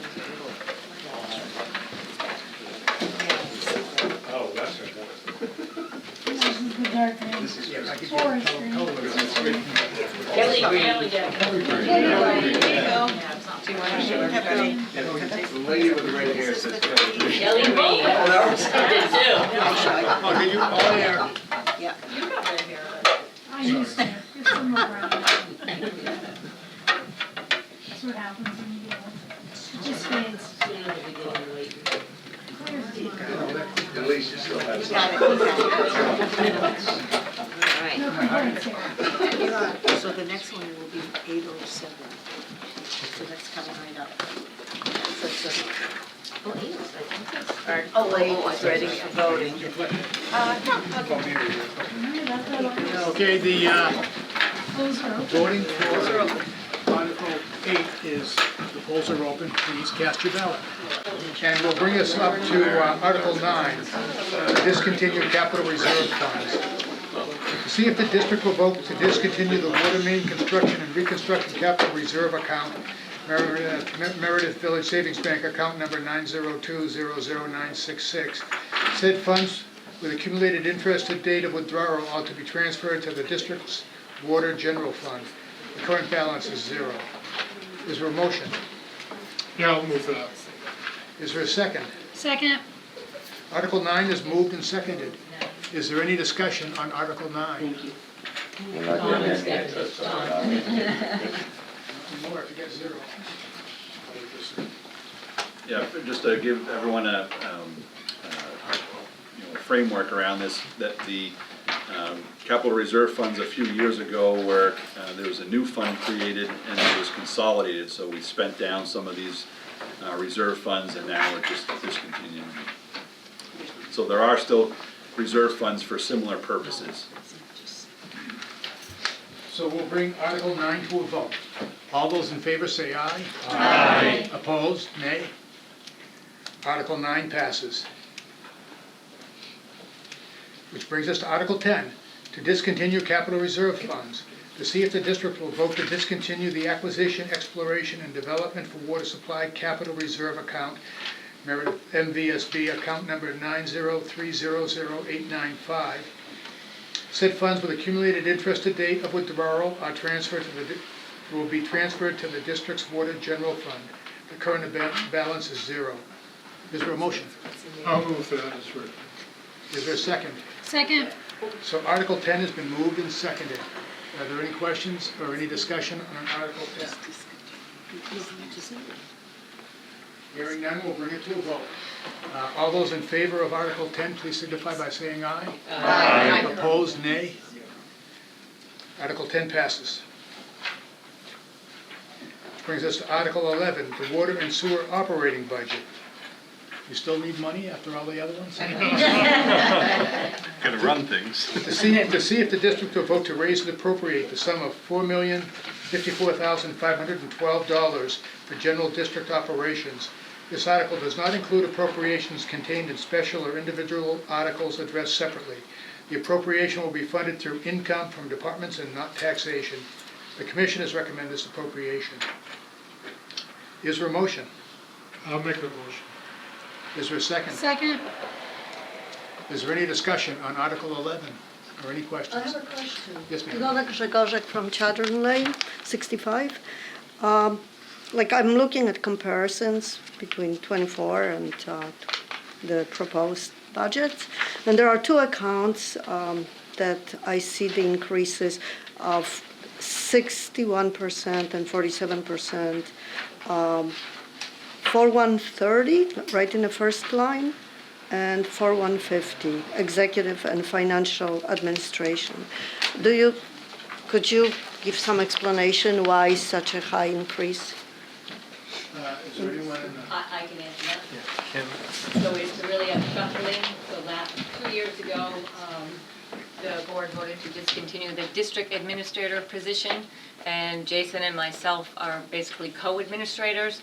Jason's salary has always been in the operating budget for the staff, and so he's been shuffled up to the executive wages. So that's the first line. Does that answer your question? Yeah, thank you. Yep. What was the other line?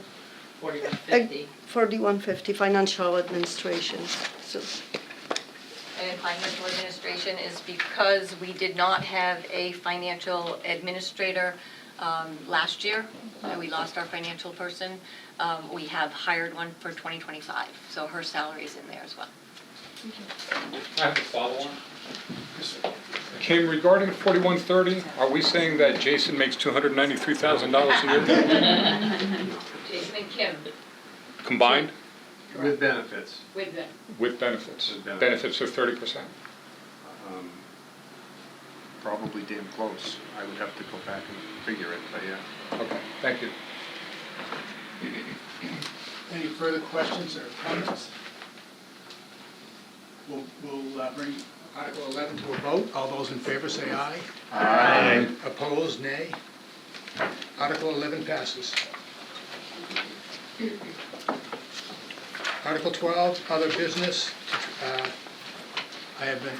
I'd like to give the oath to our new commissioner. Okay. Sir, did you have a comment that you wanted to do?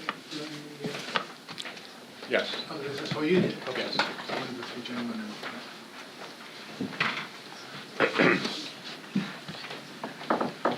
Oh, who's this for?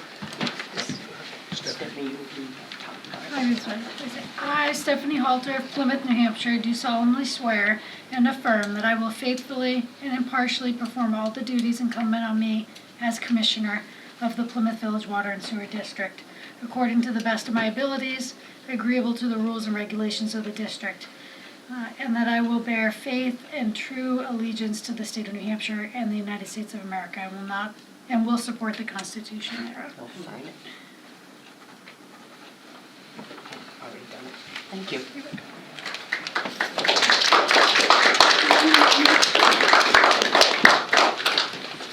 We're in deep now. Okay, where were we? We're in the question. Right here. Okay, sir. Mr. Moderator, I asked you a couple minutes ago if I can talk about something outside of the articles. And you gave me an indication it was okay. That could be appropriate at this time. Okay. So what I'd like to say is, there's a couple of people here from the Mount Frontenac subdivision, more than a couple actually, and we're very concerned, we continue to be concerned about the dedication process of the sewer lines and a little bit of the water lines to the district. But we also know that Jason has worked pretty diligently with the developer recently, over the last few months.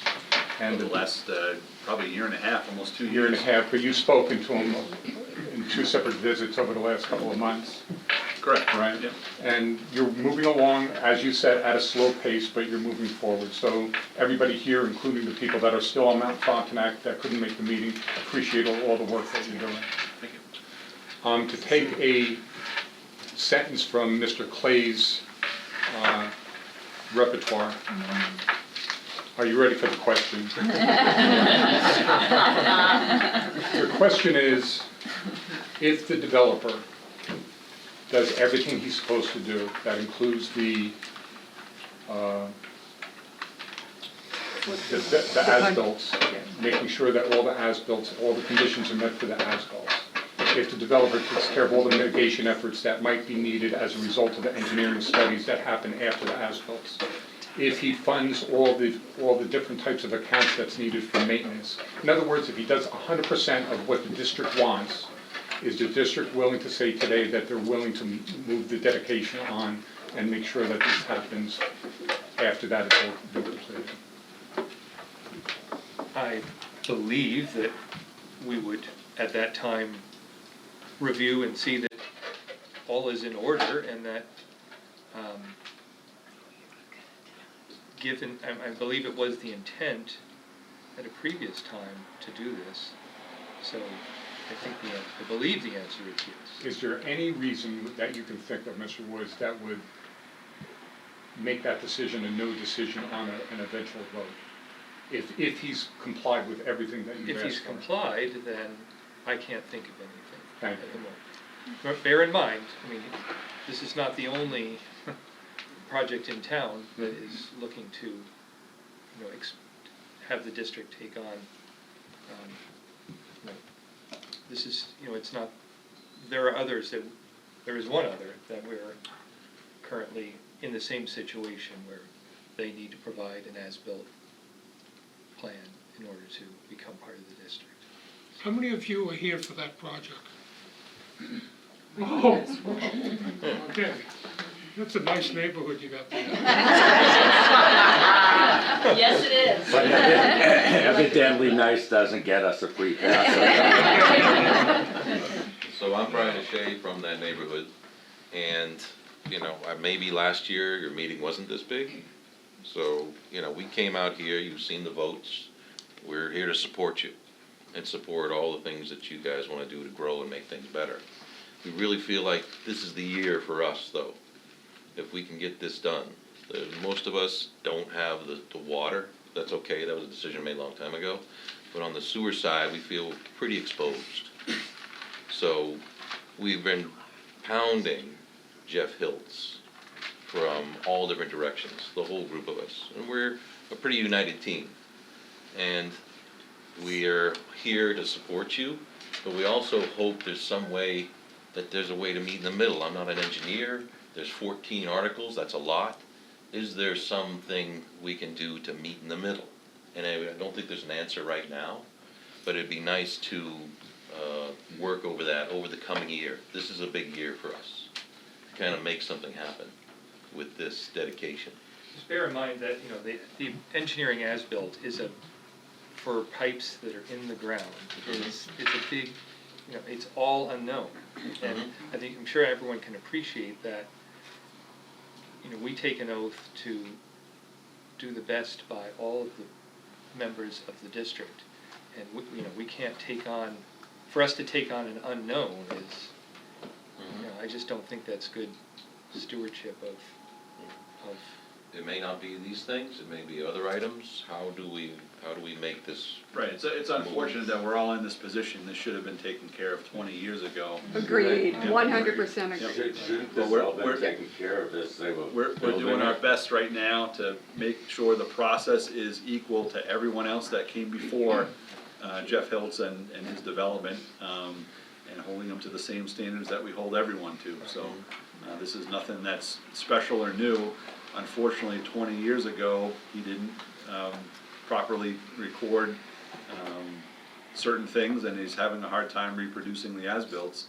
We've made great progress. I've relayed to Dan Marion that over the last couple of months, he's engaged with an engineer, which is part of the requirement. He needs a stamped engineer plan, and that engineer is advancing the plan as best as he can with the amount of information that they have. So we anticipate within probably the next month or two, that plan will be stamped by the engineer, and then we can begin our review. Right, which means it goes to our engineering team for Correct. review. Yeah. So that's where we're at right now in the process. But like I said, I apologize that it's been such a long process. It's just been very difficult for Jeff, unfortunately, to get that information that he needed to include in that plan. Thank you. I do have a question. So the list, the 14 items, you don't foresee that list of 14 is going to change? It is the 14. Once he meets the 14, it's going to move forward at that point? Okay, Right, pending any other comments that our engineer would have. okay. Yeah. And really, we want to be able to protect you guys in the future if we do take on this infrastructure, so that we know where things are. Right now, if you know, the gravity main coming up Chatteron Lane, that is pretty straightforward. We can see that main, we can inspect it. It's really the low pressure sewer system up in the ski lift and point of view area that we can't access that pipe. And what do you do if there's an emergency? So we are working with Jeff to create a sewer overflow response plan so that we know what the design intent of this system was and how to isolate an event like that, how to notify you all to shut your pumps off, you know, God forbid anything happens, and how to mitigate these issues. So without that information, we'd all be flying in the dark and not be able to respond in an appropriate manner. And I'd like to add that I'm on the receiving end at the bottom. So it all comes down to me. And there are no drainages on my side of the road, so Jason knows when I called him up one day and said, what happened to my driveway? It looks like the tide came in, and did I sleep or what? And he came up and nicely cleaned out my driveway. That's not sewerage though, Barbara. So I know what you're dealing with, and I'm dealing with the end result. Brian Shea again. Yes. You say there's a few in the pipeline, so to speak, these things. When was the last time a development sewer system got a dedication to the town? Does that happen a lot? Is there one a year? Not a residential development. The last commercial development was the Market Basket development. That development extended the main line, but that is still owned and maintained by the owner of that development. So that is crossing a state highway, which the DOT required ownership of that by the property owner. So for a residential dedication, when was the last one that happened? Not in my tenure. Yeah. But that's, River Ridge, that's Or Pemmy Drive back in 1980s. Yeah. Sounds like an extraordinary event Right, then. they have an association. Right, it's not a typical thing.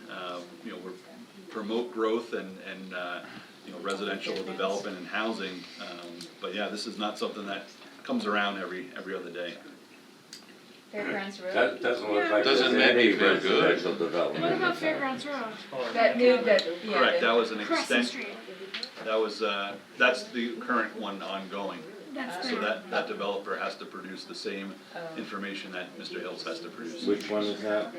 Crescent Street. The- Across from the Oh, cemetery. okay, Fairground. the, The old fairgrounds, the actual Yeah. fairgrounds. Crescent Street's a little bit. Any other comments or questions on that matter that was brought forward? I can ask the supervisors, is there another? Results of Article 4. 23 yes, 2 no.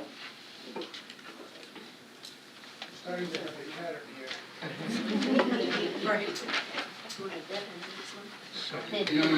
So Article 4 passes. What's our next time? 3 minutes?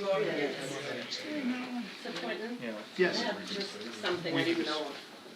Maybe Jason could give a brief summary of this. Crystal Springs, what is the process with Crystal Springs? I know some of this, but maybe it's a good thing to review while we're here. How often, every 4 months, that's checked? We don't manage Crystal Springs. Right. It would be up to the health officer in town to provide you with that information. Okay, Yep. that's fine. Just a comment. I just want to say thank you to Jason for your patience and the extremely informative presentations. You know, obviously we don't know any of this. You made it really easy for us to understand and be able to vote, and I just want to say thank you.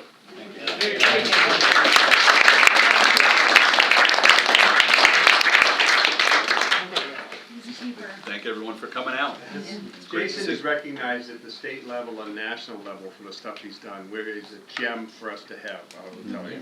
You're really lucky. Yeah. And I hope he can bring you onto the system. Yeah.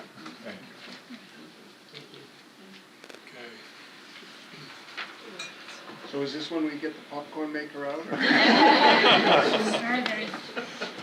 Oh, you got. Okay, Article 5, there Then it were goes to yes, gravity down the 24 hill. votes, no, 1 vote, Article 5 passes. I need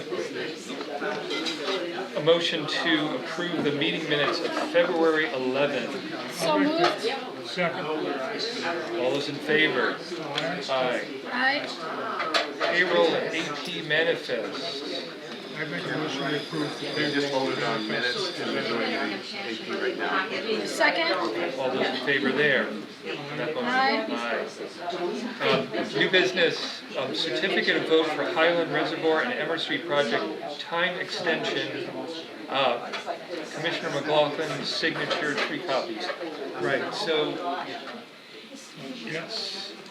So you need somebody to make a motion to so do this is a motion, right, for you, to sign.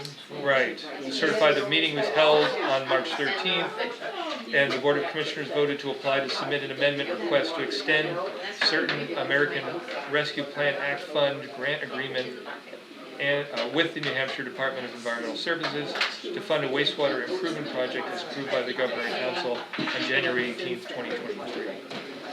There. You made that motion? He's asking me to. Oh, okay, well, you should make it. So moved. No, second. All those in favor? Just to clarify, Chris, there's gonna be 3 of them to sign because that one requires all 3 streets to be Okay. signed as its own. I'm sorry? So it requires 3 forms to be signed Yeah. for each because the 3 streets are separate. Ah, right, And right, it's right. for, it's basically a time extension agreement. Right. But Tom signs them all, Tom signs the first 3. the first 3, and then the bottom. Please sign. The last 3? Yeah.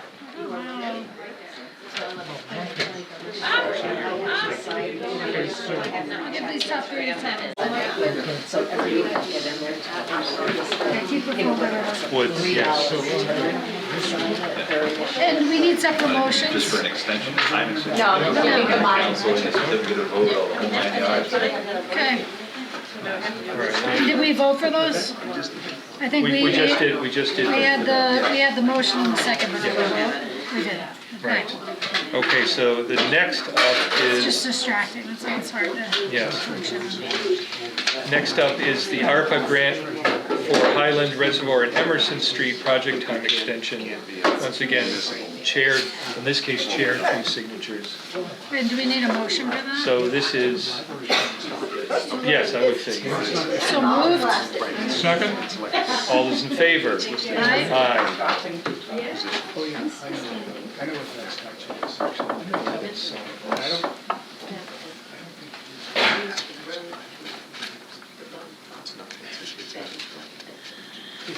I think you're on three, so the board has to sign all of those and I'll notarize them.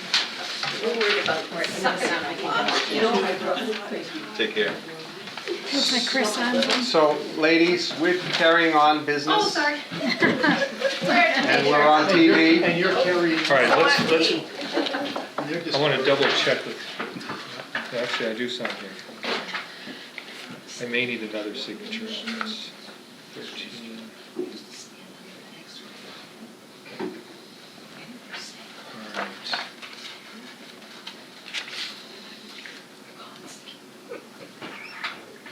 Number 3, certificate of vote for Reservoir Road project. Yes, that's the third. That's what we're on. Make a motion to have Chris sign Reservoir Road project. Second. All those in favor? Aye. Aye. All right, so that is, So you'll be doing kind of the same thing for Highland? That's the one we just put back. That was Right. number Right. 2, I think. right, so the Stick those in there, yeah. haven't signed this yet. Okay, so authority to file and borrow for Reservoir Road. McLaughlin, I felt signature. yeah. Keep coming back to this. This is Highland and Emerson. So number 4, So I'm the folder should be identified, so this is Oh, I Reservoir see. Road, but there's multiple items in each folder. I see, okay. My apologies. It's confusing and the DES does every single project differently. I really But- appreciate you managing it all So- so beautifully. We have motioned and approved the Highland Reservoir and Emerson and the ARPA grant for Highland Reservoir and Emerson. And this- So, but those only require a single motion for each of the two, correct? Okay. So let's finalize these then. So that's the notary. The notaries after you're done. That does not appear to require a signature. This requires Tom's signature. I signed there. I presume I am the grantee. You are. Yes. 13.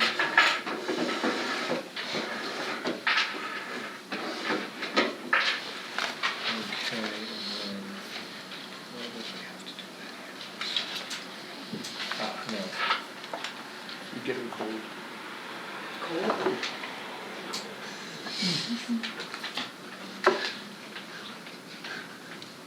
All right, so there's a signature required by Tom, right here.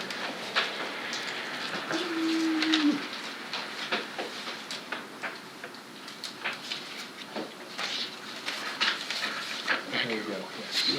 And we'll make sure that gets back in that folder. This is just Kim and I. Oh, no, actually, no, you're up at the, You're Oh, up at the top. yes, up at the top. Everything has to be different. Yes. Question, results for Article 6, 24 yes, 1 no.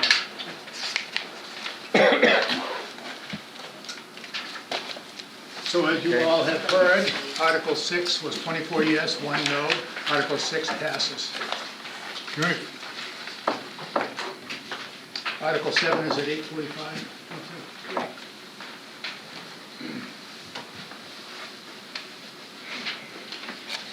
I have to make a special key to unlock the shadow from this position. What time is Hampshires open till? 9. You might make it. Nope. last ballot. No, Okay, it's Last after. ballot's 8:55, isn't it? 8:58. 8:58, not gonna make it, though. No. Sorry, John. Walmart, though. Walmart's. No. When desperation strikes. You can go to Okay. Walmart. All right, with any luck, we can move forward. He has great presentation. Yeah, you do a great job explaining. I think the Holderness town Well could take Engineering notes. Amendment. You do such a good job Jason, explaining. can you give a little update on the Holderness Amendment? Yes, right. Yep.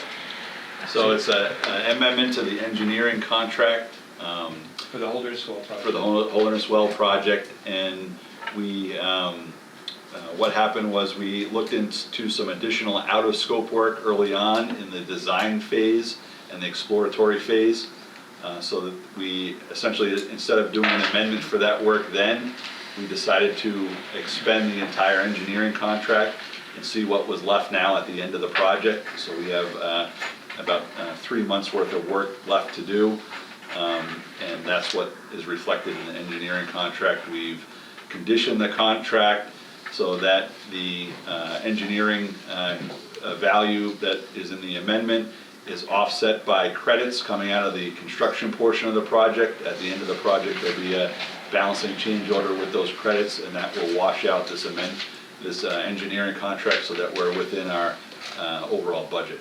Excellent. So that guy finished in time, they didn't have to pay up. Well, Not yet. Not yet. Yeah. Okay. Yeah, May 1st is the, Do we need any kind of vote on this? yeah, I would say I'd make a motion, we, approve the, engineering yes. amendment. Second, Authorize Chris to sign. Aye. Aye. Authorize Aye. Chris to sign. and authorize Chris to sign. Yes. They're working feverishly right now to come in within their allotted time, which is So the May 7th. the building is in place. It is, yeah. Actually, once we finish up, and if we have time, I can show a little video, if you want, of the video being craned into position. Ooh, that'd be great. So when should that be, the well be online? What was the estimate for that? It was, I believe June is final completion, so probably in the June, July timeframe. This year? Yep. That's great. And then when would residents start seeing that water, that time? Yes, yeah. Yes, okay, that's really exciting. And that's all the blending and everything all done? We're blending Yes, to that? yep. Nice. So we may not blend right away, depending on where we go with well number 1 replacement at Foster Street. Right. So we may try, straight Holderness first, and then once that's replaced, then we may go into a blending situation, depending on what the need is. Yeah. Yeah. And what we see quality being. It's exciting. A fine aged blend. So we have 2 other housekeeping items here. These are related to our annual audit. First is the investment policy, and this just is a, Required to signature. re-sign annually. right. Yeah. There are no So changes. this is just our statement of what our policy is regarding investments by the district. And secondly, there's one for credit as far as personnel using credit. This is the first year that has become part of the audit. The old policy we had was signed in the 90s, so we just like to have it re-signed so that Right. we have the current commissioners on it. Combine the 2 in one motion? I do accept it. Okay. A motion, please, to authorize the commissioners to or sign the investment policy. I'll make that. Second, All those in favor? Aye. Aye. And then secondly, for the credit policy. so moved. Second. All those in favor? Aye. Aye.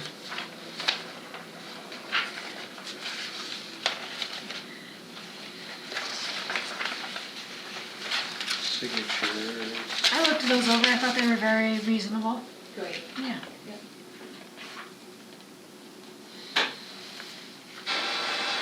You. Purchase recs, we have just one since our last meeting. Power Up Generator Service, $350. Motion please to enter this formally into the record? So moved. Second? All those in favor? Aye. Aye. Public comment. The public has left the building. We have. We Blame have. them, it's pretty late. Our next meeting is April 8th, 5 PM. Pretty late. So do we wait to adjourn until the polls are closed? You can adjourn this meeting. We Right, can adjourn this so- meeting. right. I'm gonna make a motion to During adjourn the the commissioner. commissioner meeting. 3 yes, 2 no. Article 7 is 23 yes, oh, we're back to the 2 no's now. They don't want us handling the wastewater. 23 yes, 2 no. We had that one, a couple. That's what we were betting over here. Yeah. We were betting. That was their shot. You know how I left on that. Really? Yeah, it's worse. Article 8 No, it didn't. had 23 yes and 2 no votes, and so Article 8 passes. That's Can we it. adjourn? We are adjourned. We are adjourned. Adjourn.